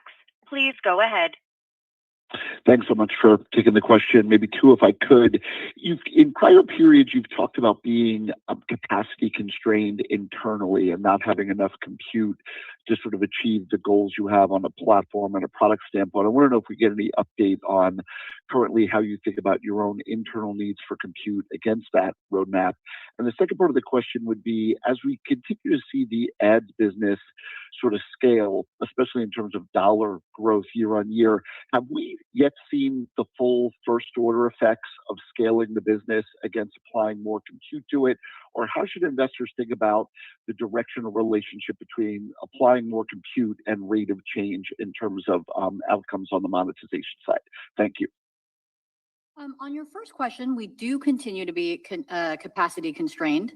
Our teams have done a great job ramping up our infrastructure through the course of 2025, but demands for compute resources across the company have increased even faster than our supply. So we expect over the course of 2026 to have significantly more capacity this year as we add cloud. But we'll likely still be constrained through much of 2026 until additional capacity from our own facilities comes online later in the year. With that said, I think, we have done a good job internally mitigating the impact of compute constraints on our business. I expect that will continue to be the case in 2026. We're continuing to focus on increasing our infrastructure efficiency in several ways, including by optimizing workloads, improving infrastructure utilization, diversifying our chip supply, and just investing in efficiency improvements as part of our core technology development efforts in areas like content and ads ranking. So that was your first question. The second question about how the ads business scales. I think I don't have an extremely precise answer to this question. What I'd say is, one of the ways that we are working to drive ads performance improvements is by improving our larger scale models, along with our lighter weight ones that we use for ads inference at runtime. We don't typically use our larger model architectures like GEM for inference because their size and complexity would make it too cost prohibitive. So the way that we drive performance from those models is by using them to transfer knowledge to smaller, lightweight models used at runtime. But I would say that we think that there is room for our larger models to benefit from having more compute. And I think as we scale up the compute available to those models and the foundational models in different areas that power the different stages of ads ranking and recommendation, we expect that we will see gains coming from that. Your next question comes from the line of Mark Shmulik with Bernstein. Please go ahead. Yes, thanks for taking the questions too, if I may. Mark, kind of with your comments that you kind of expect to see some meaningful changes in how work and things are done this year, I guess, would you be surprised if kind of by the end of the year, we've yet to see meaningful progress and adoption on some of the newer products and initiatives that you're launching? Or, should we just be a bit more patient on the timeline here? And then Susan, kind of with the guidance provided on OI still expected to grow kind of faster this year than last year, let's say in a few months we realize we need more investment and resources to continue to go after the AI opportunity, but perhaps macro might be a bit weaker. How hard of a line is there in terms of the tie of investment levels to core performance? Thank you.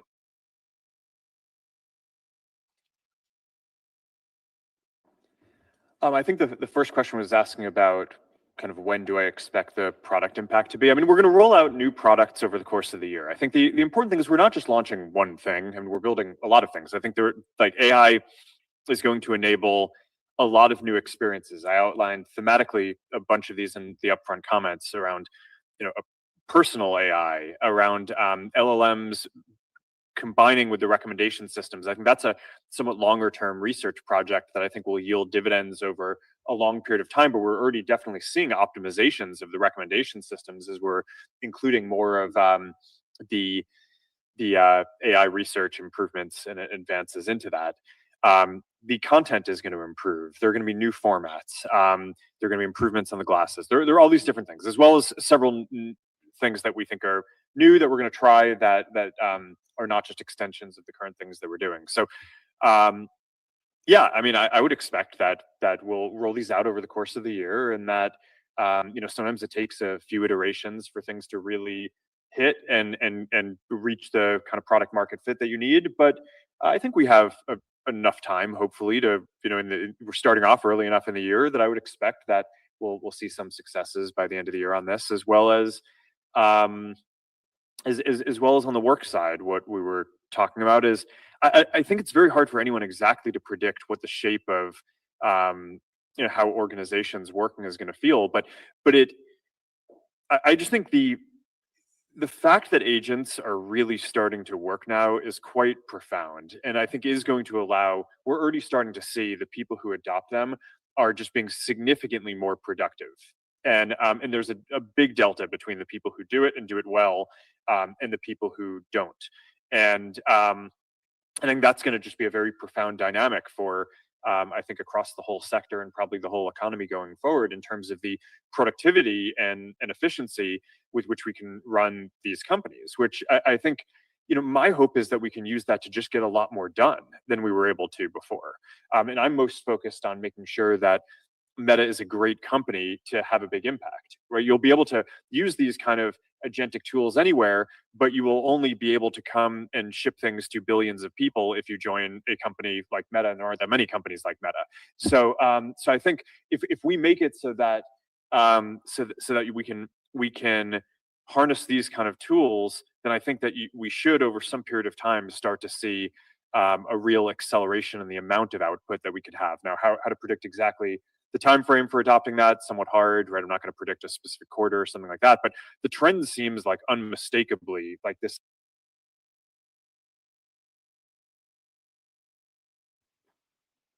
Blame Amit. On your second question, I want to make sure and clarify something. So I think in the question, you had said that operating income growth in 26 would be higher than 25. And I want to make sure my comments were super clear.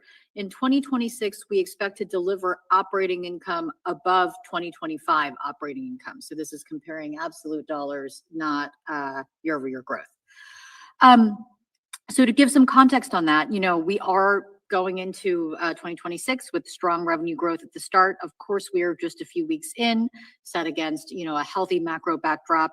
So obviously hard to extrapolate the current trends to the full year. And, there are many moving variables in the current landscape. We're really taking advantage of the current business strength to reinvest a lot of the revenue into what we see as very attractive investment opportunities in AI infrastructure and talent. It's hard to assess, what all of those investment opportunities will be over the course of the year as we continue to work through our capacity options. And of course, it remains a very competitive hiring market, but we'd like to invest aggressively where we can. We continue to use our framework that we shared at this point several years ago of growing consolidated operating profit over time to guide those investments. And based on where our plans are rolling up today, again, in 26, we expect to deliver more operating income than we did in 2025. Your next question comes from the line of Doug Anmuth with JP Morgan. Please go ahead. Thanks so much for taking the questions. One for Mark and one for Susan. Mark, could you just provide more detail on the progress of the MSL team several months in, and more on your view on the path to a frontier model this year? And then Susan, I know you expect to grow operating income in 26. Do you also expect to have positive free cash flow? Just how should we think about the current and any future JVs for data center and compute build out? Thanks.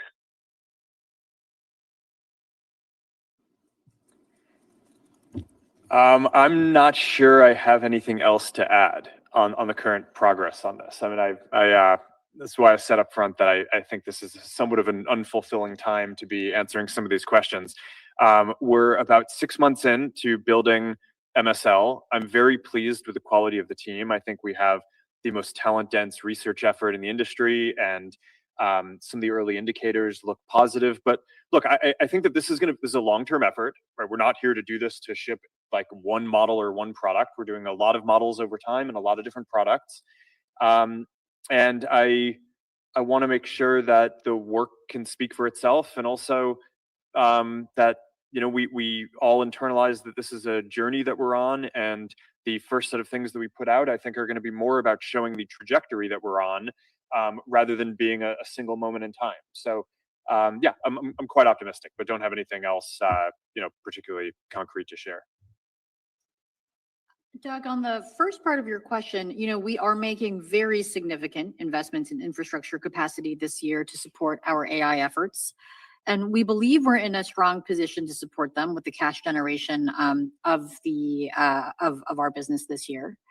And at the same time, we'll continue to explore different paths as we build out our infrastructure capacity that help provide us the long-term flexibility and option value that we look for as we support our future capacity needs against the backdrop of a very wide range of possible capacity demand over the years to come. So we don't have anything additional to announce at this point. We are looking at all of the different opportunities to stand up capacity across kind of the different timeframes that we need them.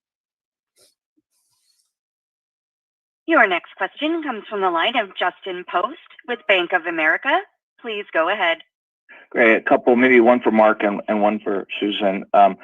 It just seems like you're going to have a tremendous amount of capacity. How do you think about expanding your opportunities beyond ads, things like subscriptions or licensing cloud models, just with all the interesting things you're building? I don't expect any product announcements, but can you do things beyond ads? And then for Susan, it's really interesting to see the acceleration, even ex-FX in advertising. I'm just wondering if you're seeing a general acceleration in e-commerce activity. Where do you think the dollars are coming from, and is the entire internet ecosystem accelerating? And just wondering your thoughts on that.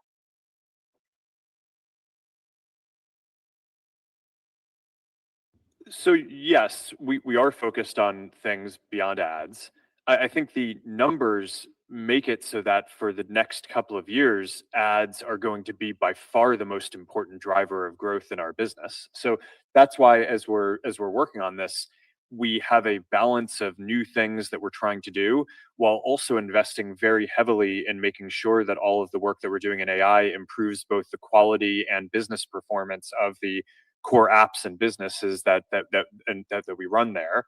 But yeah, I mean, we'll have more to share on that. But I mean, all these things, even if they scale very quickly, are going to take some time to be meaningful at the scale of what the ads business is. And while we're doing that, we're just very focused on also delivering more value to businesses and more quality in the apps that we run ads in. Justin, on your second question, we saw healthy year-over-year growth across all verticals in Q4, with the exception of politics as we lapped the U.S. presidential election last year. The online commerce vertical was the largest contributor to year-over-year growth. That was followed by professional services and technology. So in online commerce, year-over-year growth was strong. It was actually relatively consistent with Q3 levels, and that was broad-based across advertiser regions and sizes. In general, we saw that the demand leading up to the holiday shopping period that sustained through Cyber 5 and into the end of the year, was very healthy for us.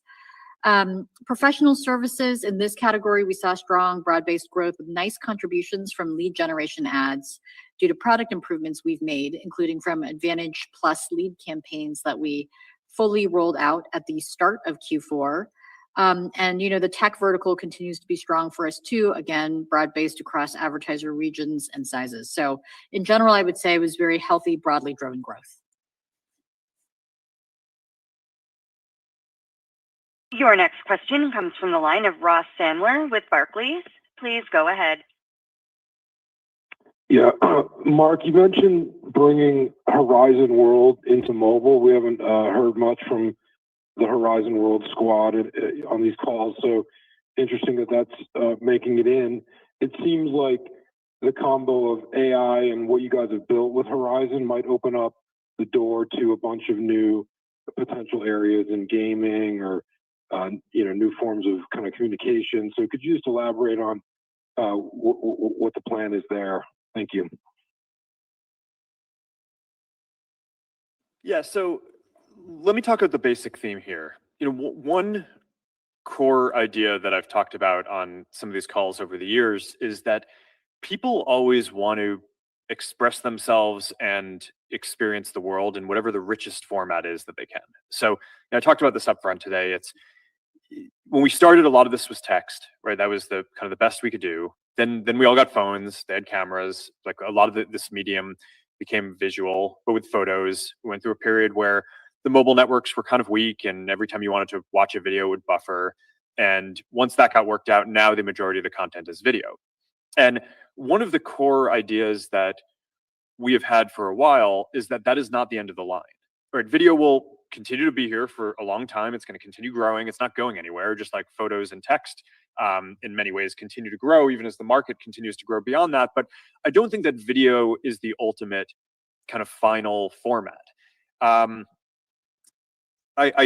think that this is going to we're going to get more formats that are more interactive and immersive. and you're going to get them in your feeds. So you can imagine this. I mean, there's obviously a lot of details to fill in on this, but you can imagine, being able to easily through a prompt create a world or create a game and be able to share that with people who they care about, and you see it in your feed and you can jump right into it and you can engage in it. And there are 3D versions of that and there are 2D versions of that. And Horizon, I think, fits very well with the kind of immersive 3D version of that. But there's definitely a version of the future where, any video that you see, you can like tap on and jump into it and like engage and like and be kind of like experience it in a more meaningful way. And I think that the investments that we've done in both a lot of the virtual reality software and Horizon, as well as a number of other areas around the company, are actually going to pair well with these AI advances to be able to bring some of those experiences to hundreds of millions and billions of people through mobile. So anyway, that's a thing that I'm quite excited about, but it's just sort of one flavor of a theme that I think is going to be very interesting. I think there are going to be lots of different types of interactive and immersive content that become possible. And I think Horizon is going to be one very interesting example that I'm quite excited to see how this unfolds. Your next question comes from the line of Ron Josey with Citi. Please go ahead. Great, thanks for taking the question. I wanted to drill down maybe, Susan, on your comments around ranking recommendation model changes. Clearly lots of tailwinds here, given the results from GEMS, Andromeda, Lattice, consolidation of models, et cetera. So can you help us understand a little bit more just about the roadmap and where we stand within ranking recommendation model changes? There's a thesis out there that maybe there's a limiting factor, or maybe we're waiting on newer models, but any insights there would be very helpful as we think about the next, as the future going forward. Thank you. Yeah, thanks for the question, Ron. We have, I was sorting out if your question was more specific to ads or if it was more specific to kind of the engagement side, but I'll try to talk a little bit about both. So on the sort of core engagement piece, we launched several ranking improvements in Q4 on Facebook and Instagram that drove incremental engagement. And there isn't really one single launch, that is driving most of the gains. It's, multiple optimizations to our recommendation systems that are helping us make more accurate predictions about what will be interesting to each person. And, I talked a little bit about some of these, the specific instantiations on both Facebook and on Instagram. And we see, a lot of headroom to improve recommendations in 2026, which we expect will drive additional engagement growth on both apps. First, we plan to continue scaling up our models and increase the amount of data we use, including a longer history of content interactions to further improve the overall quality of recommendations. We're also going to start validating the use of ad signals and organic content recommendations as we continue to work towards having a more shared platform for organic and ads recommendations over time. Second, we're going to continue to make recommendations even more adaptive to what a person is engaging with during their session, so the recommendations we surface are more relevant to what they're interested in at that moment. And finally, we will work on more deeply incorporating LLMs into our existing recommendation systems, given their capability to more deeply understand content. And so this will, I think, in particular, be useful for content that has been more recently posted, since there's less engagement data to base recommendations off of. On the ad side, again, we've talked about a lot of the sort of model work in the ads world across Andromeda and Lattice and GEM. I'll touch maybe specifically, on GEM in Q4, we extended GEM to cover Facebook Reels. Now it covers all major surfaces across Facebook and Instagram. We also doubled the size of the GPU cluster we use to train it. And in 2026, we're expecting to meaningfully scale up GEM training to an even larger cluster, increasing the complexity of the model, expanding the data that we train it on, leveraging new sequence learning architecture that we had begun deploying in Q4. And we're also going to further improve how we transfer the learnings from our GEM foundation models to the runtime models that we're using. So, there's a lot more headroom, I think, across many components of the stack. this is the first time we have found a recommendation model architecture that can scale with similar efficiency as LLMs. And, we're hoping that this will unlock the ability for us to significantly scale up the size of our ranking models, while preserving an attractive ROI. Your next question will come from the line of Ken Gawrelski with Wells Fargo. Please go ahead. Thank you very much. Two, if I may, please. First, for Mark, how critical is it for Meta to have a leading general purpose model, or is there sufficient capability in a model that really excels at specific use cases, maybe similar to what you see at Anthropic in coding today? We'd love to, if you could opine on that. And then second, maybe I just want to push again, maybe on this last question, Susan, on the visibility you have. You talked about the improvements you're making in 26 on the models, the fine tuning of the core, both in engagement and ad relevance. Could you talk about, are you seeing any signs of diminishing returns to those investments? And do you have visibility beyond 26 into further opportunities there? Thank you.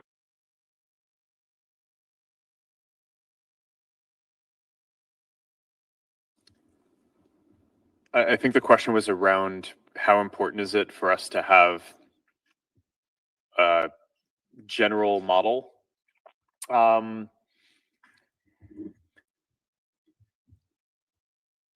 way that I think about Meta is we're a deep technology company. Some people think about us as we build these apps and experiences, but the thing that allows us to build all these things is that we build and control the underlying technology that allows us to integrate and design the experiences that we want and not just be constrained to what others in the ecosystem are building or allow us to build. So I think that this is a really fundamental thing where my guess is that frontier AI, for many reasons, some competitive, some safety oriented, are not going to always be available through an API to everyone. So I think it's very important, I think, to be able to have the capability to build the experiences that you want if you want to be one of the major companies in the world that helps to shape the future of these products. So that I think it's going to be, I think, important from a business perspective. And I think it's just important from a creative and mission perspective to be able to actually design and build the experiences that we believe that we should be building for people. But yeah, I think it's quite important. Otherwise, we wouldn't be so focused on this. We're clearly extremely focused on this. On your second question, interestingly, a year ago on this call, I think I talked about the set of investments we were making in 2025 as part of our 2025 budgeting process across our ads performance and organic engagement initiatives. And those investments have generally paid off, and we feel really good about kind of the process we ran in terms of using projected ROI to stack rank investments, make sure that we, had a robust measurement system, funded things that were positive ROI, and then tracking how they performed over the course of the year. And we are, we've just finished running our 2026 budgeting process, and we have funded a similar set of investments, which we expect will enable us to continue delivering strong revenue growth in 2026. Having said that, I expect both full year reported and constant currency revenue growth to be below the levels in Q1 for a few reasons. First, we would expect that currency tailwinds will dissipate later in the year based on current rates. Second, we'll be lapping stronger periods of growth later in the year that benefited from our 2025 ad performance investments and the strong macro landscape. And finally, we expect there could be some headwinds from our introduction of the revised, less personalized ads offering in the EU that begins rolling out later in Q1. But again, similar to 25, we feel good about the process by which we identified investment opportunities with attractive ROIs and funded them as part of our budget to support, key initiatives across our ranking and recommendation systems and to increase the capacity efficiency of our models, all of which are key to sort of driving growth for us. Your next question comes from the line of Mark Mahaney with Evercore. Please go ahead. Okay, two questions, please. Meta AI, any update on what you're seeing there in terms of engagement and usage? And do you think you're just starting to be able to apply improvements to that specific functionality? And then just real quickly on share repurchases, Susan, I don't think you bought any stock back in the quarter. It's been a while, maybe a year since you haven't bought anything back. You talked about capital allocation a little bit into the year. It didn't sound like you're going to be buying back stock anytime soon, but just you want to clarify that. Thanks a lot. Yes, I'm happy to take both of those. So Meta AI, the quick update there is, it's now available in over 200 markets. The largest daily active user markets for Meta AI align with where our apps are also very popular. Though the apps people engage most with Meta AI differ. In some places, it's primarily WhatsApp driven, for example, India or Indonesia. In the US, Facebook is a stronger driver of engagement. And in general, we see a lot of opportunity to make it easier for people to accomplish the tasks that they already come to our services for every day. And if we do that well, then the way people use our products will continue to expand. So we're focused on making Meta AI the most personalized assistant while tapping into the vast amount of information, trends, content from our platform to offer differentiated insights. And we think we have a very strong track record in building highly personalized experiences, and we're bringing that into Meta AI so that we can tailor responses to each person's personal interests and preferences. On your second question, which is about share repurchase, share purchase levels will vary from time to time for a lot of reasons, including whether we believe there are areas that have a greater near-term need for capital. Right now, we think the highest order priority for the company is investing our resources to position ourselves as a leader in AI. And so that is really that's kind of the first order use of capital, but we'll continue to be opportunistic and evaluate repurchases versus other uses of cash. Great. I think we will wrap it here. Thank you everyone for joining us today. We look forward to. All right. That's Meta going to Tesla now. Make sure that the environment is great, nature is great, and people can have whatever they want. Which seems like I'm open to other ideas, but that sounds like it sounds like if you could say what is the best future you could possibly imagine, that everyone can have whatever they want, including amazing medical care, but we still keep the beauty of nature and Earth. I think that's probably the best outcome.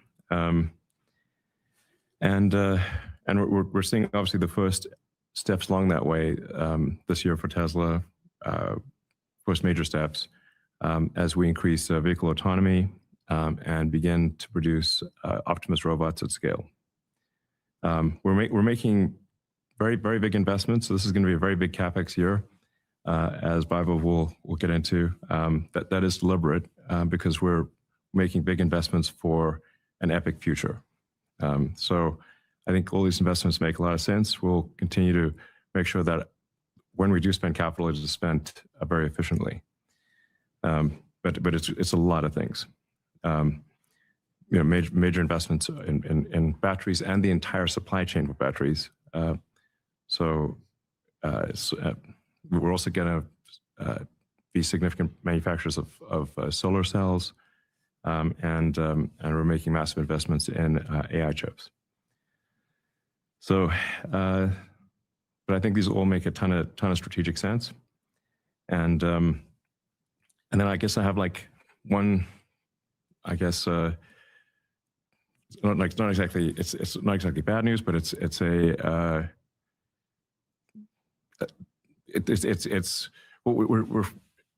time to basically bring the Model S and X programs to an end with an honorable discharge, because we're really moving into a future that is based on autonomy, and so if you're interested in buying a Model S and X, now would be the time to order it, because we expect to wind down S and X production in next quarter. That's crazy. And basically start production of Model S and X next quarter. We'll obviously continue to support the Model S and X programs for as long as people have the vehicles, but we're going to take the Model S and X production space in our Fremont factory and convert that into an Optimus factory, which will, with the long-term goal of having 1 million units a year of Optimus robots in the current SX space in Fremont. So that is it's slightly sad, but it is time to bring the SX programs to an end and shift really. It's part of our overall shift to an autonomous future. As my profile picture on X said for a few months there, the future is autonomous.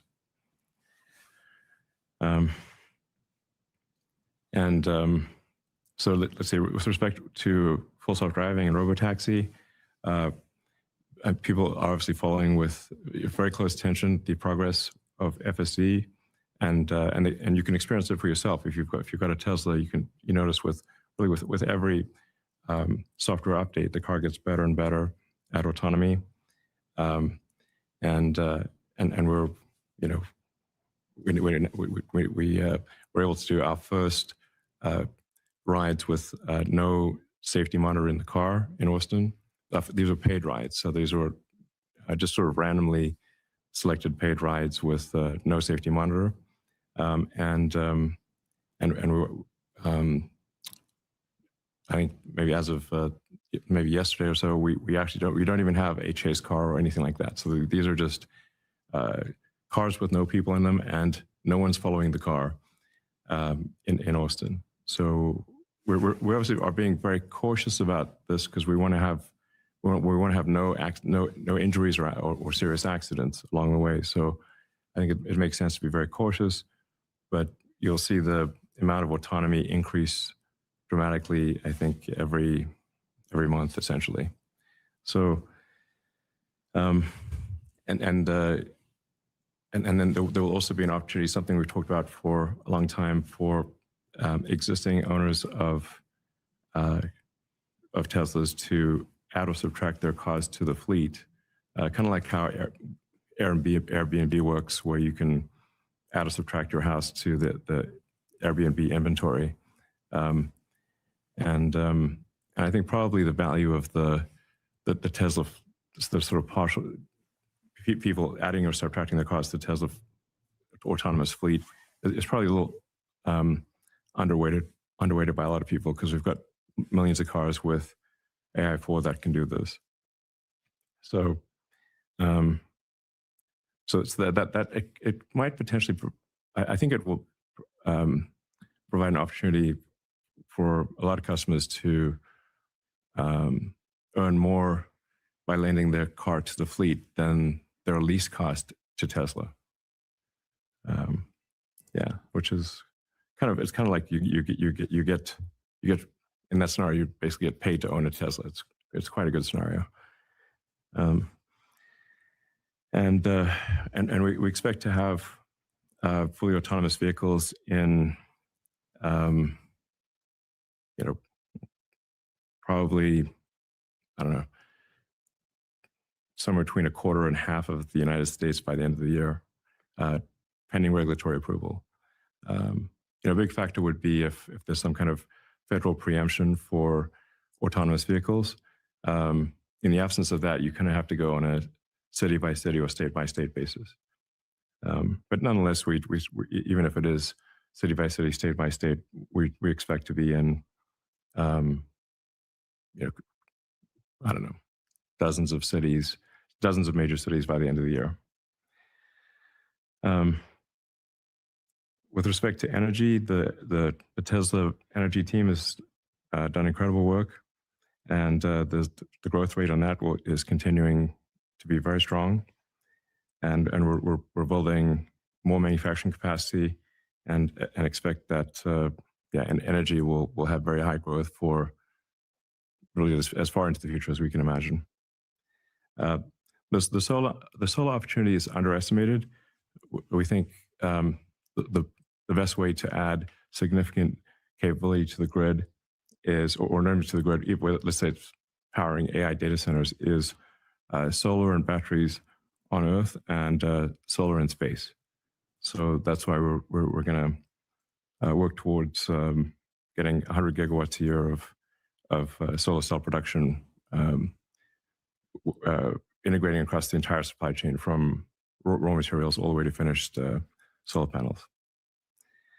Maybe a bit more about Optimus. We'll probably unveil Optimus 3 in a few months. And I think it's going to be quite surprising to people. It's an incredibly capable robot. And as I mentioned, we're replacing the SX line in Fremont with a million unit per year line of Optimus. Now, because it is a completely new supply chain, there's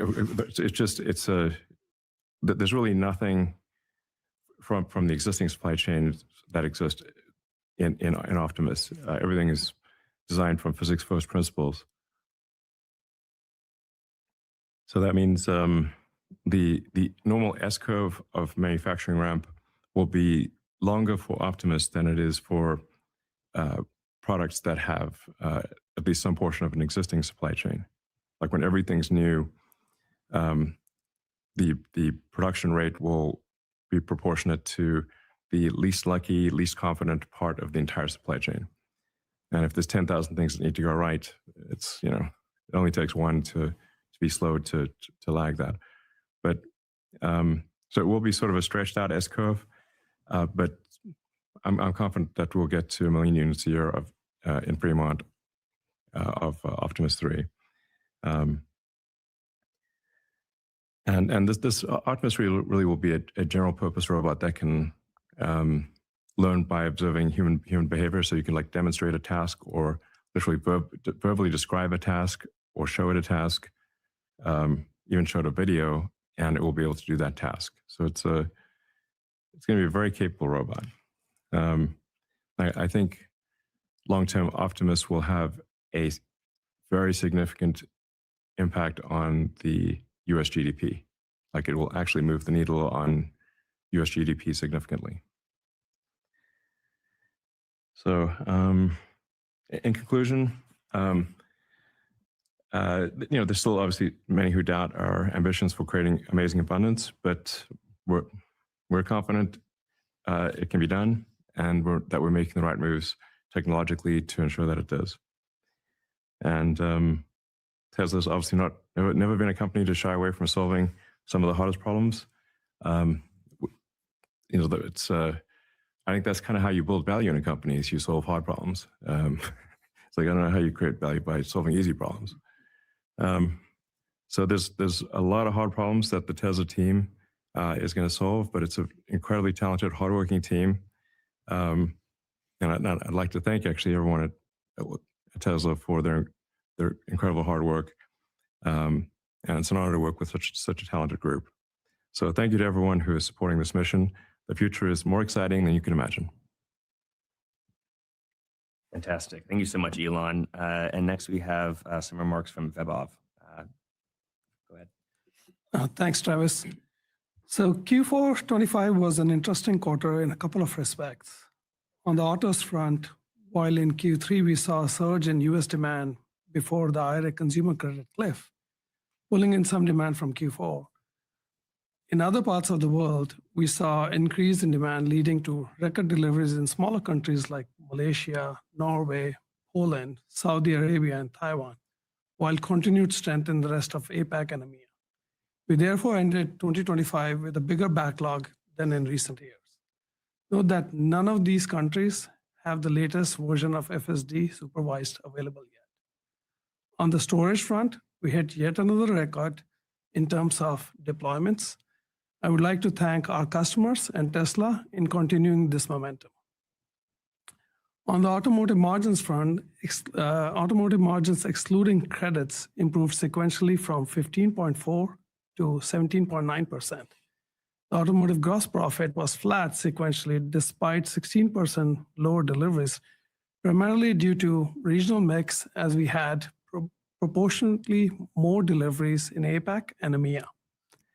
As we look to 2026, With the progress that has been made with autonomy, our focus is on ramping production at all our factories.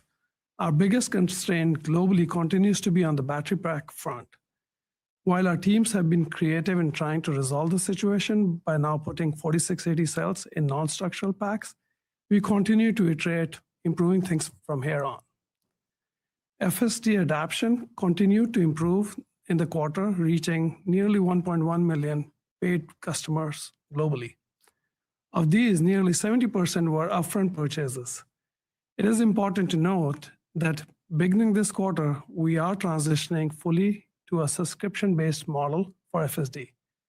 Therefore, net additions to this figure will primarily be via subscription model, and in the short term will impact automotive margins. On the energy front, we achieved yet another record in terms of gross profit for the quarter and ended the year with nearly $12.8 billion in revenue, a 26.6% year-over-year growth. This was the result of high deployments in all regions and continued strength in demand for both Megapack and Powerwall.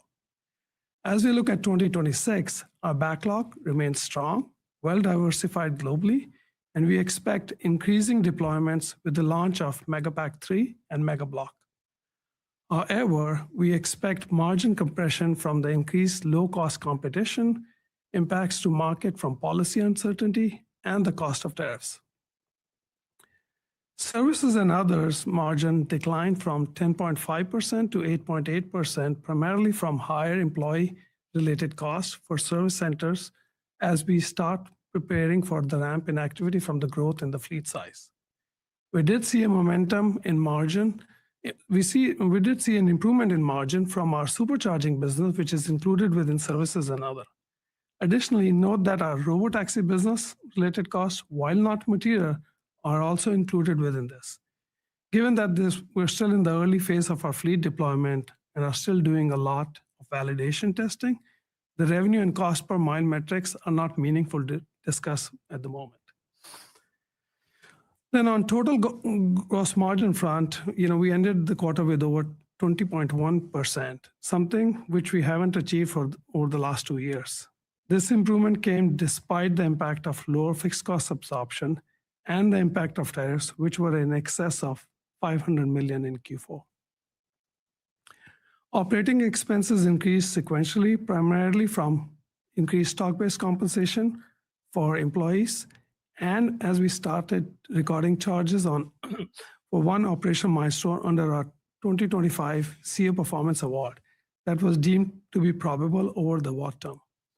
Additionally, our spend on AI-related initiatives and new products like Cybercab, Semi, Optimus, and Megapack, etc., continues to be on elevated levels, and we expect this trend to continue for the full year 2026. Net income was negatively impacted from mark-to-market charges on a Bitcoin holding, which depreciated 23% as compared to the last quarter, and the impact of unfavorable impact of FX, primarily from our large intercompany borrowings. On the free cash flow front, we ended up at $1.4 billion. We did end up capex being slightly below our previous guidance of $9 billion, but as Elon already mentioned, this year is going to be a huge investment year from a capex perspective. And at the moment, we're expecting that capex would be in excess of $20 billion. We'll be paying for 6 factories, namely the refinery, LFP factory, Cybercab, Semi, a new mega factory, the Optimus factory. On top of it, we'll also be spending money for building our AI compute infrastructure, and we'll continue investing in our existing factories to build more capacity. And then, also the related infrastructure along with it. And we'll also further expand our fleet of Robotaxi and Optimus. While this may seem a lot, we believe this is the right strategy to position the company for the next era. And we'll make such investments, as Elon mentioned, in a very capital-efficient manner. Note that this does not include potential investments in solar cell manufacturing or our Terafab, as we're still in early phase, and we plan to provide an update in future quarters. We're starting not the next chapter, but a new book on the progression of this company. 2026 year would be when all of this began.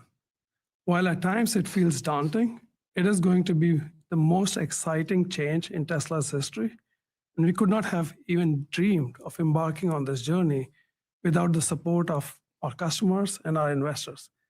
Thanks for again showing the confidence in us, and let's get ready for a future of amazing abundance. Thanks. Great. Thank you very much, Vaibhav. Now we're going to head over to investor questions. As always, we will start with questions from say.com. The first question is, today there are approximately 90 million cars sold globally each year. Does Tesla have a view based on its robotaxi ambition what this number will be in 5 or 10 years?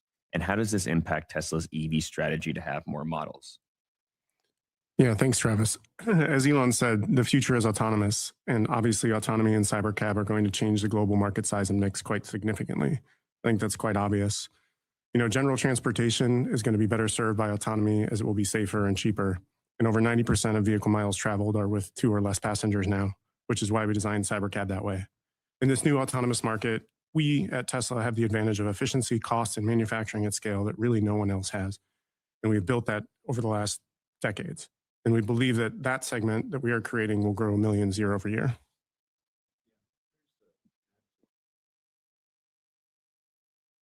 Just to add to what Lars said there, it's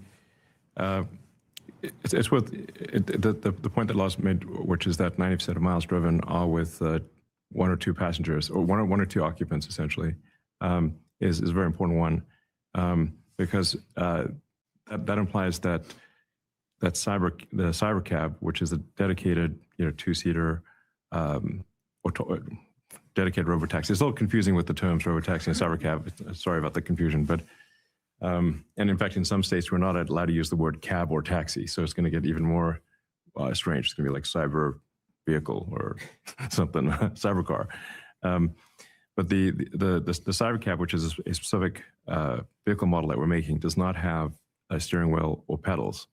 So this is clearly, there's no, there's no fallback mechanism here. It's like this car either drives itself or it does not drive. And we expect to start production in April.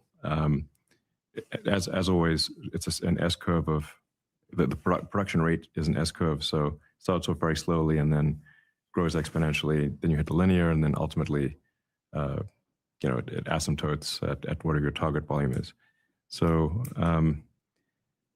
but we would expect over time to make far more Cybercabs than all of our other vehicles combined.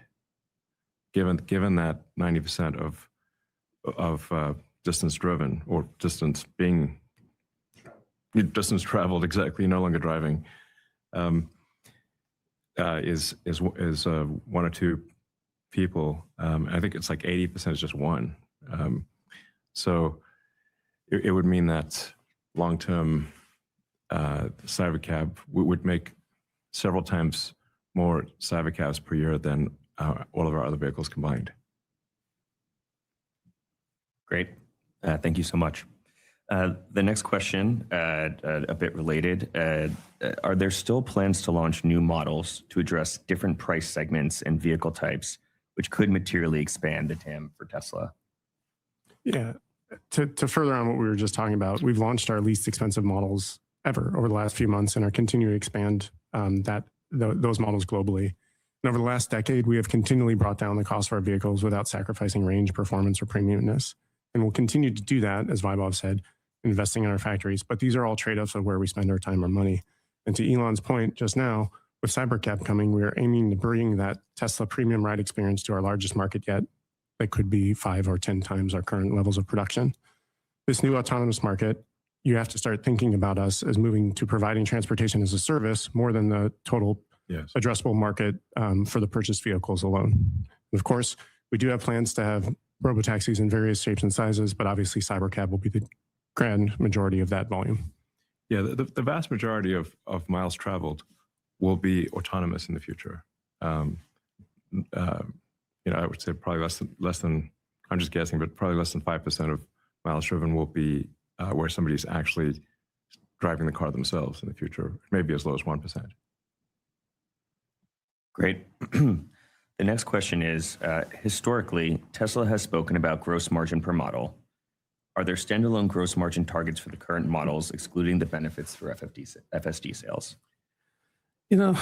We've talked about this with the previous two questions, but transportation, as we know, is changing. And I think we cannot keep applying the same framework from a car sales model to the future, what we are trying to do. So it has to be looked at it more holistically. Autonomy software will be the driver for growth from now on. And as we aim to maximize the global fleet, we have been laser focused on COGS from our side to make sure, because that is something which we manage.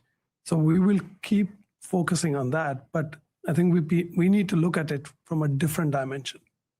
Yeah, like this Cybercab, the whole design of Cybercab was to optimize the fully considered cost per mile of autonomous driving. And it's a different design problem than if you're trying to design cars for people who will be driving versus being driven. So Cybercab is, like I said, super optimized for minimum cost per mile and also for a much higher duty cycle.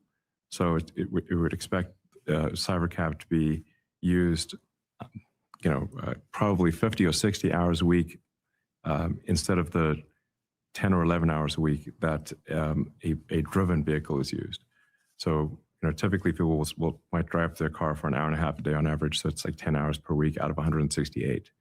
But I think an autonomous vehicle is likely to be used probably 5 times as often, which means that you need to design the vehicle for a much more wear and tear per unit time and much more resilience. It's more like a commercial truck that's in continuous operation or close to continuous operation is how you design an autonomous vehicle. And so we will have larger vehicles in the Cybercab in the future that are designed for full autonomy. And we've actually shown pictures of this and in fact have shown prototypes. So this is not exactly a secret. In fact, we've given people rides in them. So, we're not keeping this, hiding this light under a bushel here. It's like we're literally saying what we're going to do and have said what we're going to do for a while. I think long term we would really the only vehicles that we'll make will be autonomous vehicles, with the exception of the next generation Roadster, which we're hoping to debut in April. Hopefully, it's going to be something out of this world. Fantastic. The next question we unfortunately have to skip because it's not related to Tesla, and we would like to remind folks who use the Say platform to please focus these questions on Tesla. With that in mind, we're going to move on to the next question, which is, what is the current bottleneck to increased robotaxi deployment and personal use unsupervised FSD? The safety and performance of the most recent models. Is it the safety and performance of the most recent models, or is it people to monitor the robotaxis in car or remotely, or is there some other blocker? I don't know, Ashok, if you want to kick off on this one. Yeah, we have scaled the robotaxi service that's available to customers over the last year in order to just learn the scaling problems without having to wait for the unsupervised. Basically, two goals. One is learn as much as possible from the fleet with the safety monitors, and secondly, be laser focused with the engineering team to solve the unsupervised FSD problem. I think we did both. By the end of last year, we had a long tail of issues that we were able to churn through, and then in the last couple of weeks, we had started our unsupervised robotaxi service to public customers in Austin. I think some customers took rides last week, and also the service continues today without any rear car or something like that. Separately, we did scale the fleet size in the Bay Area and in Austin, and through that we learned issues with charging and other issues that we would have seen once we sort of like scale the unsupervised fleet. So both are happening in parallel. A variant of the software that's used for the Robotaxi service was shipped to customers with V14, and customers saw a huge jump in performance, like a lot of happy feedback from customers. And since then, we have improved the software significantly as well. And customers will continue to see with their own software releases that the software is so good that they're like screaming to remove the driver monitoring software because they're bored inside the car too much. Adding to that a little bit with what Ashok said about learning about our charging and service needs, we're using our vast network of charging and service centers that really only Tesla has in this space to jumpstart our infrastructure build-out needs to get ahead of robotaxi and autonomous vehicle demand. And we expect that because of this network, we are the only company capable of scaling at the rate that is needed for the tsunami of autonomy that is coming. Yeah. Great. Moving on to the next question. After the unveil of the Cybertruck, Elon stated that if it didn't sell well, Tesla would build a more conventional looking pickup. How practical would it be to create this new design on the Cybertruck architecture, and could it be conveniently built on the existing production lines? Actually, Cybertruck continues to be a leader and is selling more than any other electric truck out there, while our competition continues to pull back. But to the question itself, from a line standpoint, we always design our lines to be super flexible. We built 3 and Y on the same line. We built S and X on the same line still, showing that we can do that. The Cybertruck line was designed in the same way and is one of our most fully ready for autonomy platforms. Yeah. But yeah, we will transition the Cybertruck line to just a fully autonomous line. And there's obviously a market there for cargo delivery, like you say, like localized cargo delivery within a city, within a few hundred miles, something like that. There's a lot of cargo that needs to move locally within a city, and an autonomous Cybertruck could be very useful for that. Great. Moving on to the next question. Regarding Optimus, could you share the current number of units deployed in Tesla factories and actively performing production tasks? Big question. What specific roles or operations are they handling, and how has their integration impacted factory efficiency or output? Yeah, I mean, we're still very much at the early stages of Optimus. It's an R&D, still in the R&D phase. We have had Optimus do some basic tasks in the factory, but as we iterate on new versions of Optimus, we deprecate the old versions, and so it's not I wouldn't say it's like it's not in usage in our factories in a material way. It's more so that the robot can learn. We wouldn't expect to have any kind of significant Optimus production volume until probably the end of this year. Great. Adding to it, like Optimus Gen 3 is an awesome robot that it is awesome. Yeah, it's an awesome robot that minimizes any differences. It's basically, it looks like a human. People could be easily confused that it's a human. And this helps our strategy for the AI too, because you can learn from how humans do these tasks, and it's very easy to teach the robot to do in the same way as opposed to previous robots. Yeah, I mean, I guess one thing I should say, is there's a lot of news of various companies announcing layoffs and whatnot, but at our Tesla factory in Fremont, we actually expect to increase headcount over time, and to significantly increase output from our factories. So we don't have any layoff plans. We expect to actually increase headcount. Great. The next question, similar to the other autonomy questions, but slightly different. When is FSD going to be 100% unsupervised? Well, it is 100% unsupervised, and FSD is 100% unsupervised. I mean, we obviously have cars operating with no one in them and no safety monitor and no follow car or anything like that in Austin right now. For customers, we're being just very cautious with the rollout. I mean, with each successive version, as we prove it out and we we make sure that there are no sort of unique issues in in particular cities, because like sometimes you get like some very difficult intersection, and it'll be an intersection where a lot of humans have accidents. By the way, there's like some pretty nutty intersections where there are a lot of humans make mistakes and have accidents in various cities. So we want to make sure that FSD can handle those unusual intersections. Like if you take LA, for example, where Wilshire and Santa Monica combine is like there's about, I don't know, 20 traffic lights. And people are constantly having accidents there.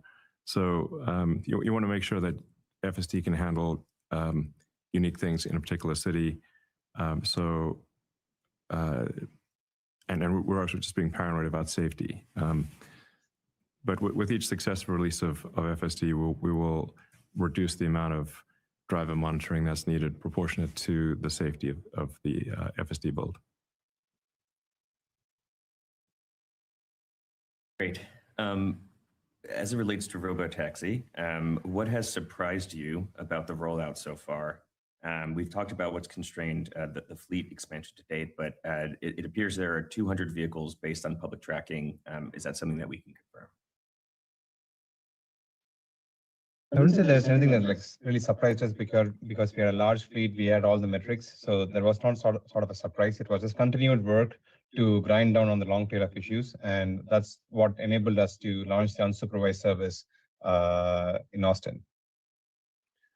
Yeah, and I mean, in terms of robotaxi vehicles carrying paid customers, I think we're well over 500 at this point between the Bay Area and Austin. There's varying amounts of like vehicles depending on the load, but yeah, you can have like more vehicles during like peak times and then like fewer vehicles in the off hours. Yeah. This will probably double every month type of thing. It's on an exponential curve. I mean, one other thing people forget that, we've been deliberate on all this in the sense that we have the supporting infrastructure already been in place, whether it's service centers, charging. Yes, we'll have to augment as the fleet grows, depending upon the density of where the demand is and whatnot. But it's not something like we just stumbled upon it and we're starting to. We've been at it for years.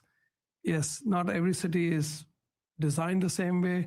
Same thing, our infrastructure is also not the same in every city, but you have to give us credit that it's been a journey. And like Lars said, if there's some company which can do it, we've already been at it, so we should be able to deliver much better. Great. The next question is about chase cars, which we already covered. So moving on to the last question. Elon, you've been spending significant personal time on Tesla's chip design. Yeah. What was the forcing function behind this increased involvement? And do you think external chip sales will represent a significant portion of Tesla's valuation by the end of the decade? Well, I mean, I tend to spend time on whatever the most critical issue is for the company, and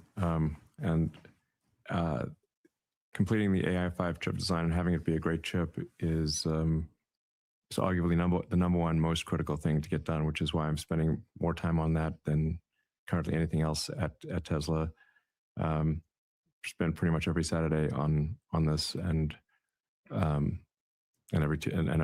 chunk of every Tuesday. So it's like if I'm spending my Saturdays on something, it's going to be something pretty important. I do think AI5 will be a very good chip. And I feel quite confident about the design at this point. And then AI6, which will follow that, it'll be aspirationally would follow that in under a year, will be yet another big leap beyond AI5. So I feel pretty good about our chip strategy right now. But in terms of selling it outside of Tesla, we first need to make sure we have enough chips for all of our vehicle production and all of our Optimus production, and then we will actually use the AI5 chips in our data centers. We already use the AI4 chips in our data centers. So when we do training, it's a combination of the AI4 chips and NVIDIA hardware primarily that we do training with. So, but you say by the end of the decade, I mean, that's like things are changing so fast that it's hard to imagine like what happens at the end of the decade.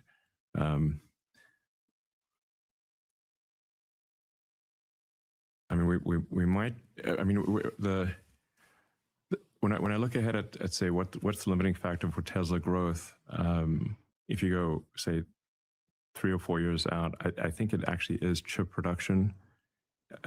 Is there enough AI logic and enough AI and enough memory, enough RAM for our volume? And right now, I see that as being the thing that probably limits our growth in 3 or 4 years, which would imply that we're not selling chips outside of Tesla because we need them. And in fact, I think I think it's going to make sense, and this is definitely going to be a sort of a controversial thing, but I think Tesla needs to build a terafab. I mentioned this at the shareholder meeting, but even when we look at the output of the best case output of all of our key suppliers, and I'd say even beyond suppliers, they're like strategic partners like Samsung, TSMC, and Micron. And we say like, what's the most you could possibly make? Then it's not enough. So I think in order to remove the constraint, the probable constraint in 3 or 4 years, we're going to have to build a Tesla terafab, a very big fab that includes logic, memory, and packaging domestically. And that's actually also going to be very important to ensure that we are protected against any geopolitical risks. I think people may be underweighting some of the geopolitical risks that are going to be a major factor in a few years. So now, a lot of people are like, will say like, that's crazy. Fabs are really hard. I'm like, yes, I know fabs are really hard. I don't think they're easy. But we do hard things. We do a lot of hard things. We didn't used to have car factories. We didn't used to have battery cell factories or lithium refineries or mega pack factories or all these other things. We figured it out. So I think it's I think if we don't do the Tesla terafab, we're going to be limited by supplier output of chips, and I think maybe memory is an even bigger limiter than AI logic.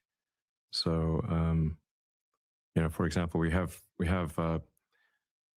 chip supply deals with TSMC in Arizona and Samsung in Texas, but currently there are no advanced memory fabs at scale in the United States. There are zero, literally zero.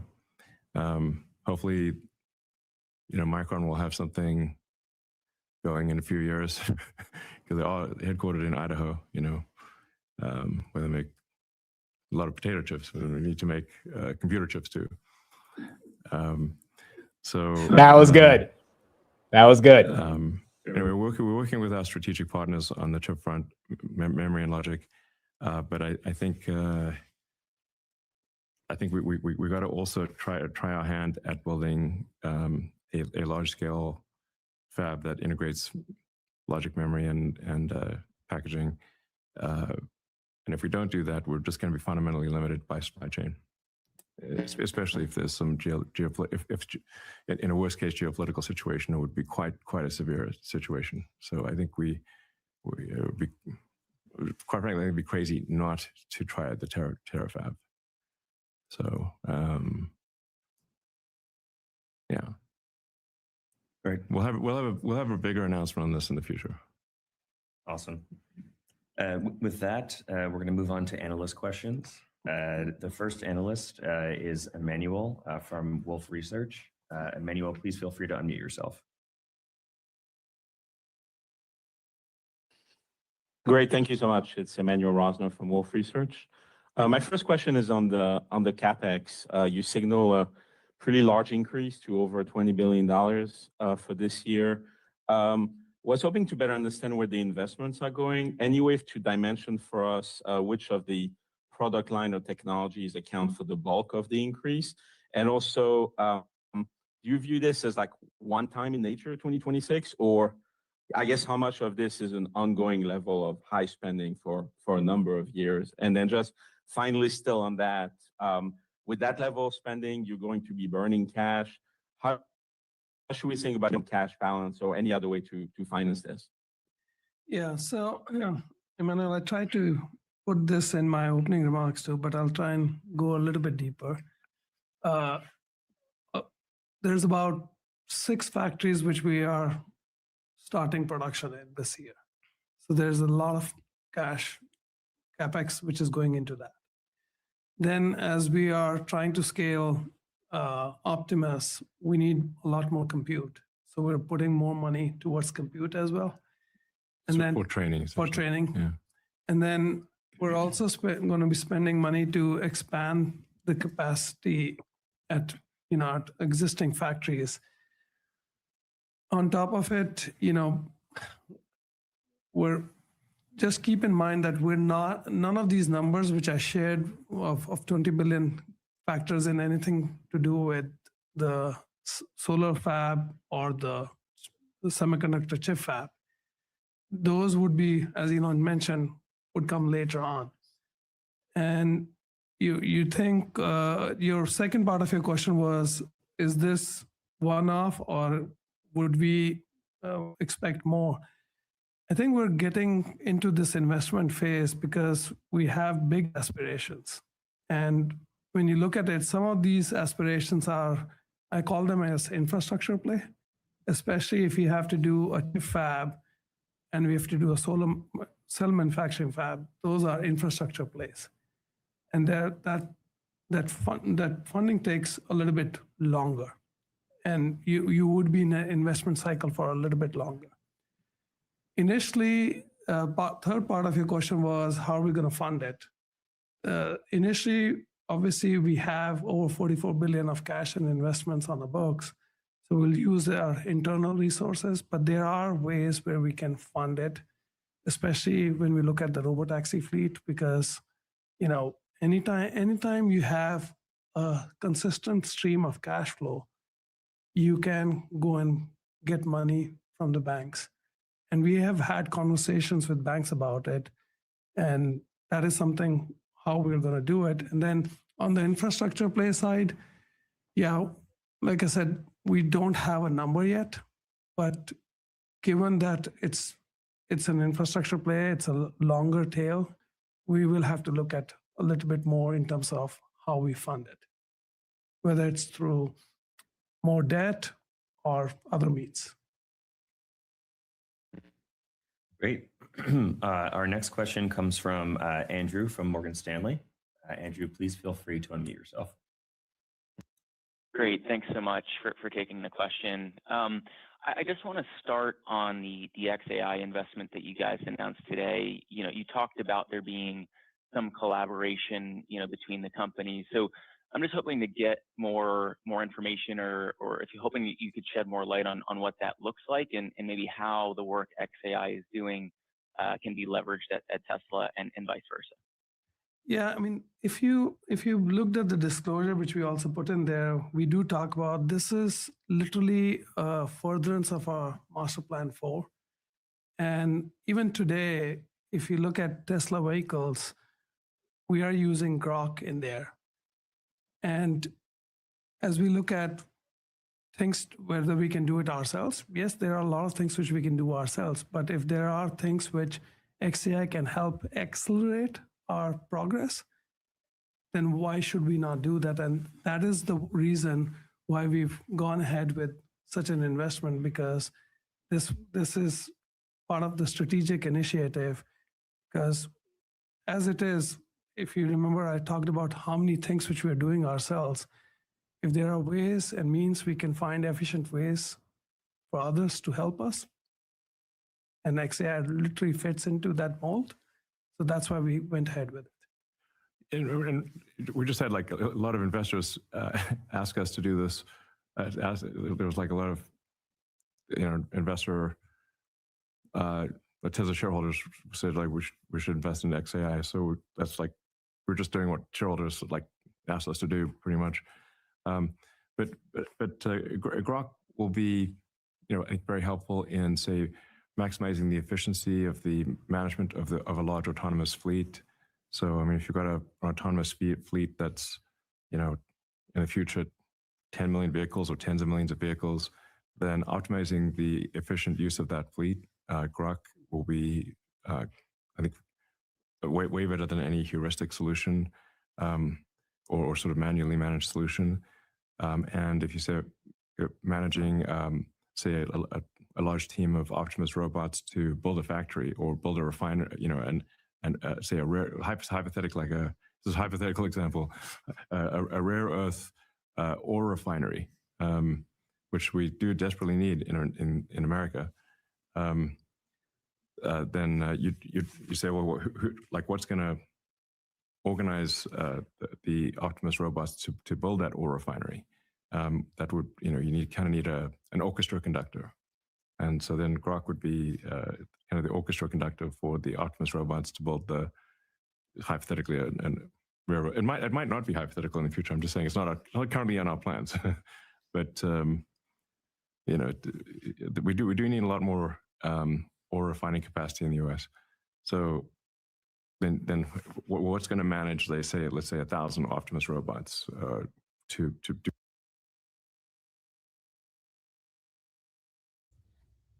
It's always a myth. How are we hearing you if it's me? How can it be the Wi-Fi? People can still hear me.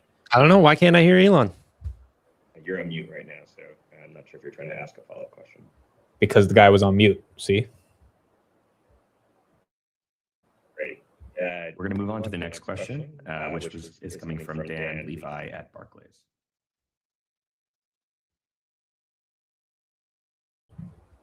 He's still on mute. Great, thank you. Elon, you talked about some of the constraints on memory. Given the very tight supply, are there any near-term constraints on procuring memory? And if there are, to what extent could you look at modifying the functionality in the vehicle, similar to what you did in 21 when we saw shortages on MCUs? And maybe how are you thinking about bridging in the next few years? Well, the Tesla AI is very compute efficient and very memory efficient. So I think one of the metrics one should consider for any given AI model is the intelligence per gigabyte, especially when you're constrained on RAM. Having an AI that has very high intelligence density per gigabyte. So you can say for a given number of gigabytes, how much functionality can you get out of it? I actually think Tesla is ahead of the rest of the world in intelligence density of AI by an order of magnitude or more. This is going to sound like a pretty bold statement, but I kind of know what the intelligence efficiency of the big models are, like Grok, and like the honest and a bunch of the other models. And I Tesla's AI is in terms of its memory efficiency, I think more than an order of magnitude better. So that puts us in a pretty good position actually for scaling. And we actually do think that we do have a solution for logic and memory for, let's say, the next roughly 3 years.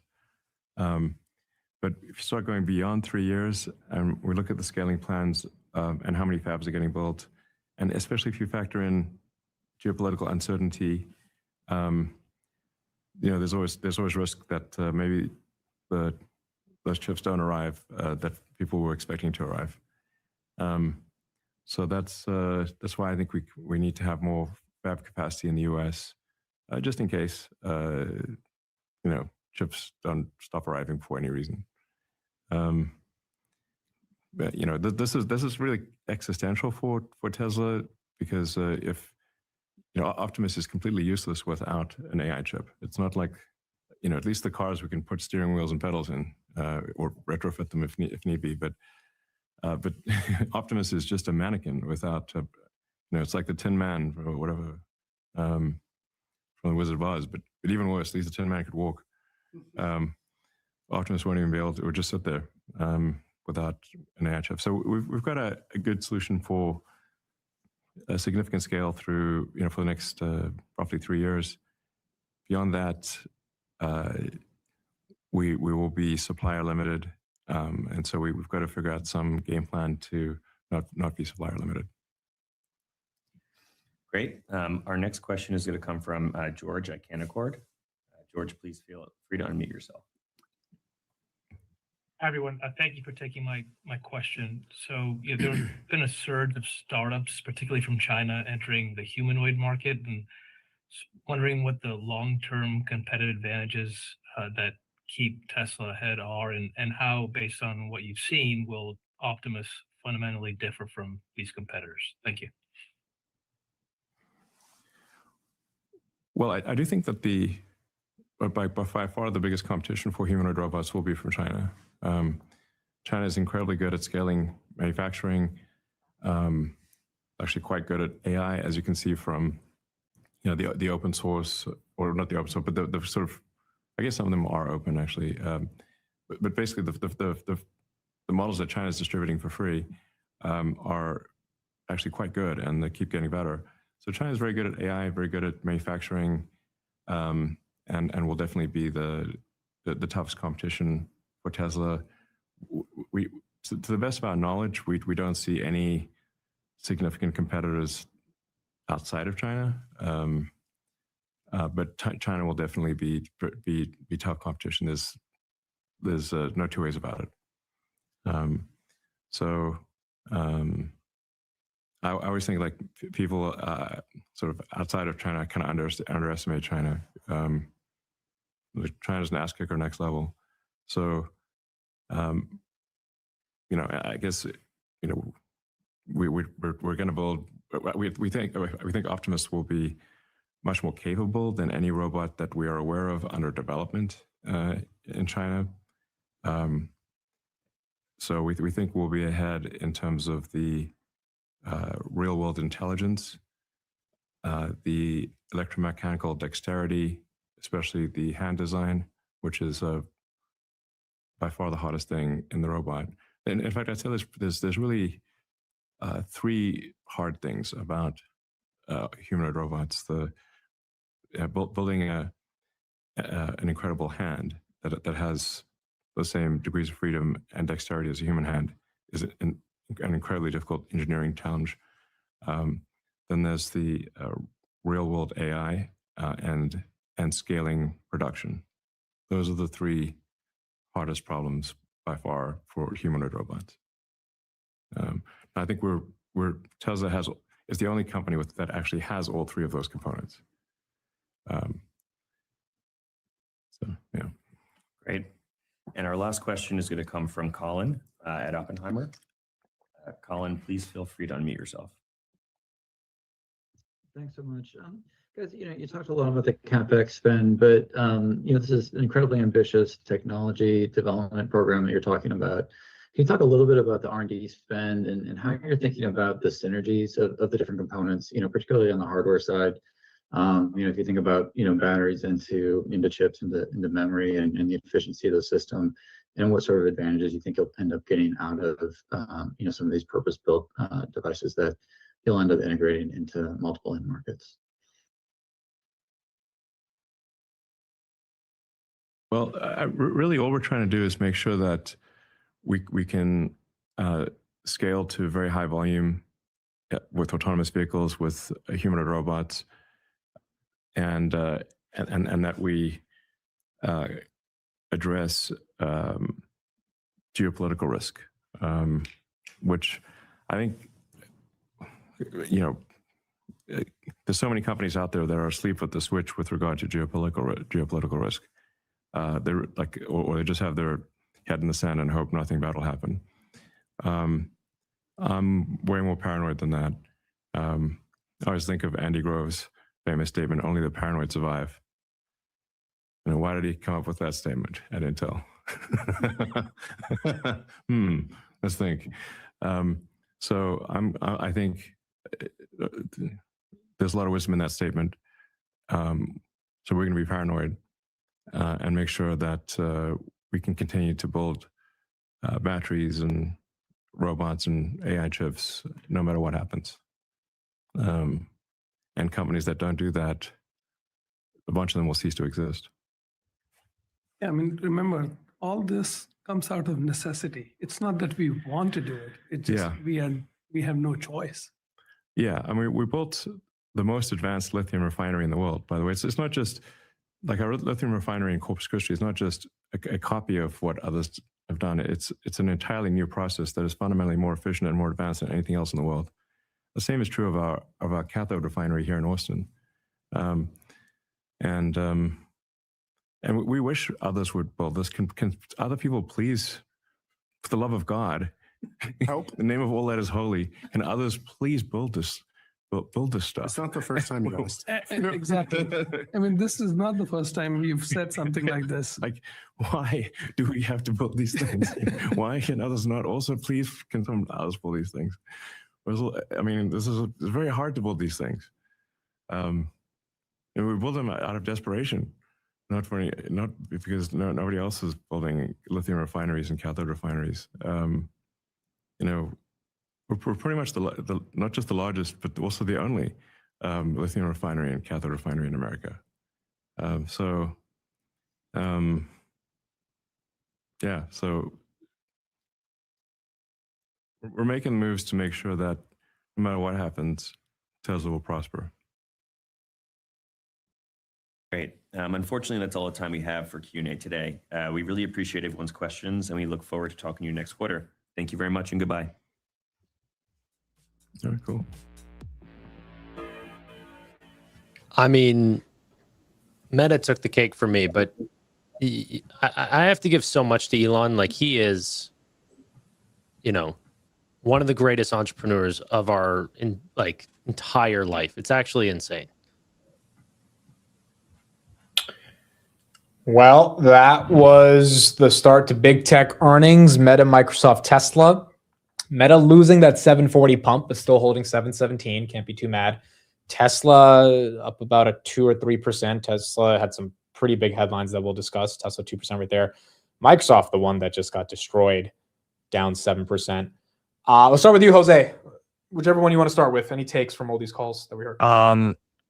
First, Meta. I thought Meta was extremely bullish on the advertisement market. I mean, they even just talked about it, how just a simple way AI is helping their user increase time engagement is just by converting or subbing these videos.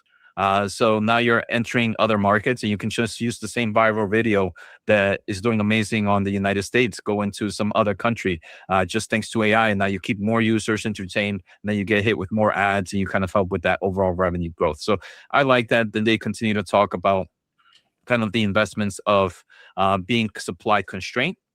I like Meta. I know I came in a little bit bearish, a lot bearish here on Tesla. I put it as a dump. That was my dump for Tesla. But I thought it was a lot of things were said that were interesting. I did not know that Tesla was actually building their own fab. That's crazy. It seems like he talked a little bit about that in early January. He talked a little bit about the AI chip shortage, gave a nice pump to Micron Technology. And while we didn't listen to Microsoft, I did kind of see something. I was reading the transcript while listening to Elon, but Microsoft did mention that some of their biggest contracts for AI GPU rentals, the GPUs are rented out for the total life of the GPU itself. So they don't really see much of a risk right now with kind of this cloud space. And I think learning that from Microsoft can actually be a great data point for a lot of these neo cloud players, right? Especially those that are making those long-term contracts. So I know one of the biggest AI bearish thesis for kind of GPU is just GPU depreciation. What happens if you don't get rented out? But Microsoft pretty much said, look, we're renting them out for the usefulness of their life, and the risk gets eliminated when we do stuff like that. Tanner, go ahead. Yeah, no, I'm excited about Meta. I think it's more of the same, right? I think we were expecting this. I don't know if I was expecting this level of capital expenditures, but the ad impressions being up so much, average price, them realizing that they just have such a massive connected moat. Like they can push users from Instagram to Threads. Threads is now monetizing. The amount of people spending time on Threads is climbing. Real watch time was up 30% year over year in the United States. Like these are huge double-digit growths.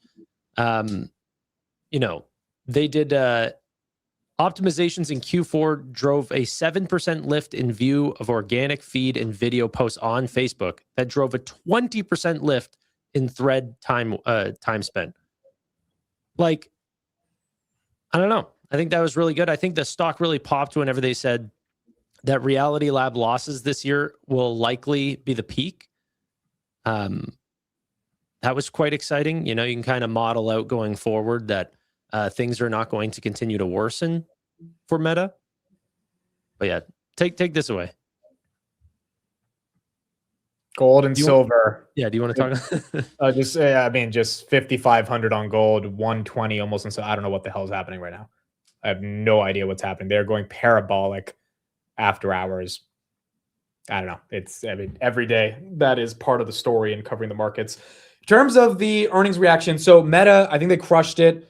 Everyone who's been bullish Meta, Zuck's proved that there is a reason to be bullish Meta. The core business is phenomenal. Now, I do think the call got a little weird when he was like, hey, I'm not going to say anything you guys want to hear about our new products because this is not the time to give details, but I can give a high-level overview. Yeah. My cynical take right here is he has no idea what the new products are actually going to be.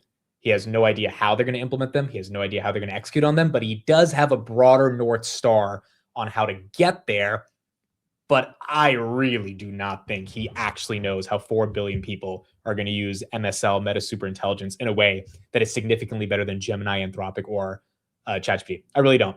But I think the street's giving him the benefit of the doubt because the numbers were so amazing, and they're going to give him time, right? The street's actually saying, all right, Zucks, your stock has been depressed for a while. We're going to give you a little bit of time to figure this out. But by at least Q2 of this year, if he does not have a sophisticated way, you can't just get away with, this is not the time and place. This is the earnings, bro. Yes, this is the time and place to discuss the plan for the business to grow the earnings because you're spending 135 billion of capex. I think it's more like, saving it for GTC type thing. Like they're saving it for their product announcements, Meta Connect, this sort of stuff. I hope you're right. Because I thought that stock might get hit off that. And thankfully the street's like, it's all right. We'll be okay. But I think in the next 180 days, they have to have a better answer than that. Outside of that, the core business was amazing. Ad impressions, average price per ad, capex expenditures was good. They do have a lot more debt now, but street is okay as long as that debt is going to have some meaningful ROI. So overall, I think Meta definitely made people happy. In terms of Tesla, and then we'll talk about Microsoft. So first of all, the robots are an R&D stage. What? Optimus is an R&D. I forget the stock. I, as a humanoid robotic fan, did not expect Elon to say we are an R&D and the robots are barely doing anything in the factories. That is what he said word for word.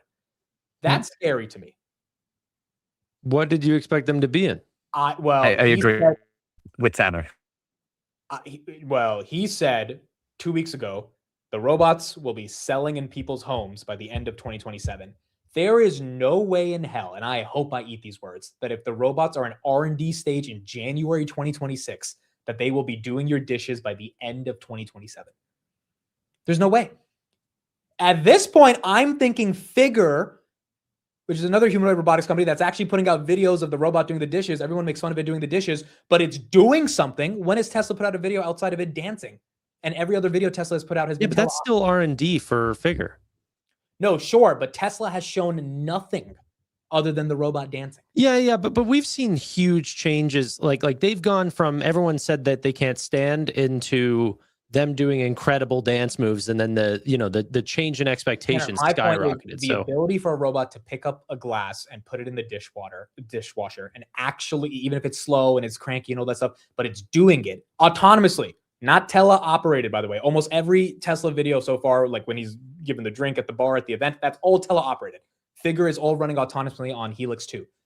That is scary to me as a Tesla investor. Now, Tesla has all the scale, they have all the money, they have all the resources. They're probably going to win this game. I'm not trying to sound the alarm here. I'm just saying I did not expect Elon to say the robots are barely doing anything in the factories and we're in R&D stage. That is weird. I thought they would be past R&D stage. I thought they would be on the training of the physical model stage. I mean, it makes you think NVIDIA with Cosmos has an advantage here with all this synthetic data if Elon's actual proprietary data inside the physical form of the robot is an R&D stage. And forget if it's past R&D or not. If Elon's saying it's R&D, how does it get to in your home in a year and a half? And I think that's, I think because it's an R&D stage, that doesn't mean it can't get into your home in like a few years. The reason I think the robot itself, it's pretty much a shell, right? It's a shell. So what do you need to have? You need to have the shell and the brain. Just like we saw it with the Teslas, you can kind of do those over-the-air updates. I think for them, it's crucial to kind of just build that massive fleet of robots, understand the components, understand how the arm works and everything like that. And then as they train, they can just kind of send them over to, they can kind of do those updates over time. So while I'm not, I don't know, I'm not too excited for the robotics in the short term, like 2026 or 2027. I think having a massive shell ready where you can just plug in the brain later and then just kind of upload whatever. I think that actually is a really smart step. No, I agree with you. Yeah. That is the way this should be scaled, but I'm just thinking about the timeline. Like, but I also think you might be thinking of like end of 2027 means mass production. Well, like, hold on. He said end of 2026 we will have production. He's literally getting rid of the Model S and Model X factories. I found that we'll talk about that. But if he's talking about taking, and this thing was really bullish to me. This statement to me is like, oh, Optimus, like they're really ready to ramp up. But then at the same time, he's like, yeah, they're in R&D stage. So the question here, the nuance is how quick are they going to go from this quote unquote R&D stage to mass production to get to this end of 2027 timeline? Or is it just an Elon timeline and it's not end of 2027, which means Figure might not be 2027. After this whole industry might be delayed till 2029, which is fine. But let's be realistic here. A lot of this valuation is based on the potential of robots and the margins it can produce. I don't know if it's happening in 2 years. Well, I mean, Elon timelines have a particular level of like, you should extend it, I think, a little bit. But overall, I'm not surprised that the robots are in R&D. And I think like... I really did think the robots are... I did not think the robots are stuck in that type of phase. What did you think about his comments about there's not a single other U.S. Robotics company that is even remotely competition? I mean, he should be saying that. He's the CEO. I mean, he actually did acknowledge China as being the fastest to, and he's right. There's I'm just saying because of Figure and look, I have zero loyalty to Figure and Apptronic. I'm investors in those. I want them to do well, but I'm also not emotional. Like Tesla's probably going to win the humanoid race. Let me preface by saying that. But when the CEO says they're stuck in R&D and they're barely doing anything in the factories, either he's bullshitting, which maybe he is because he wants to throw everybody off. That could be happening, or he's showboating and saying, yeah, no one's ahead of us, but like you guys are barely doing anything in the factories. Like I thought they were legitimately doing heavy labor in the factories for the past couple months and really getting this thing ready so that by the end of 2026 they could say it's ready to ship. We're not there yet, and that's okay. But that was surprising to me. Also, though, with the quick innovations happening in AI, I think a robot in a year, we can have so much more improvements of what a robot can do. So I do think that's why, even though it's in R&D, it can pretty much shift in 12 to 18 months. And that's why the shell itself is more important.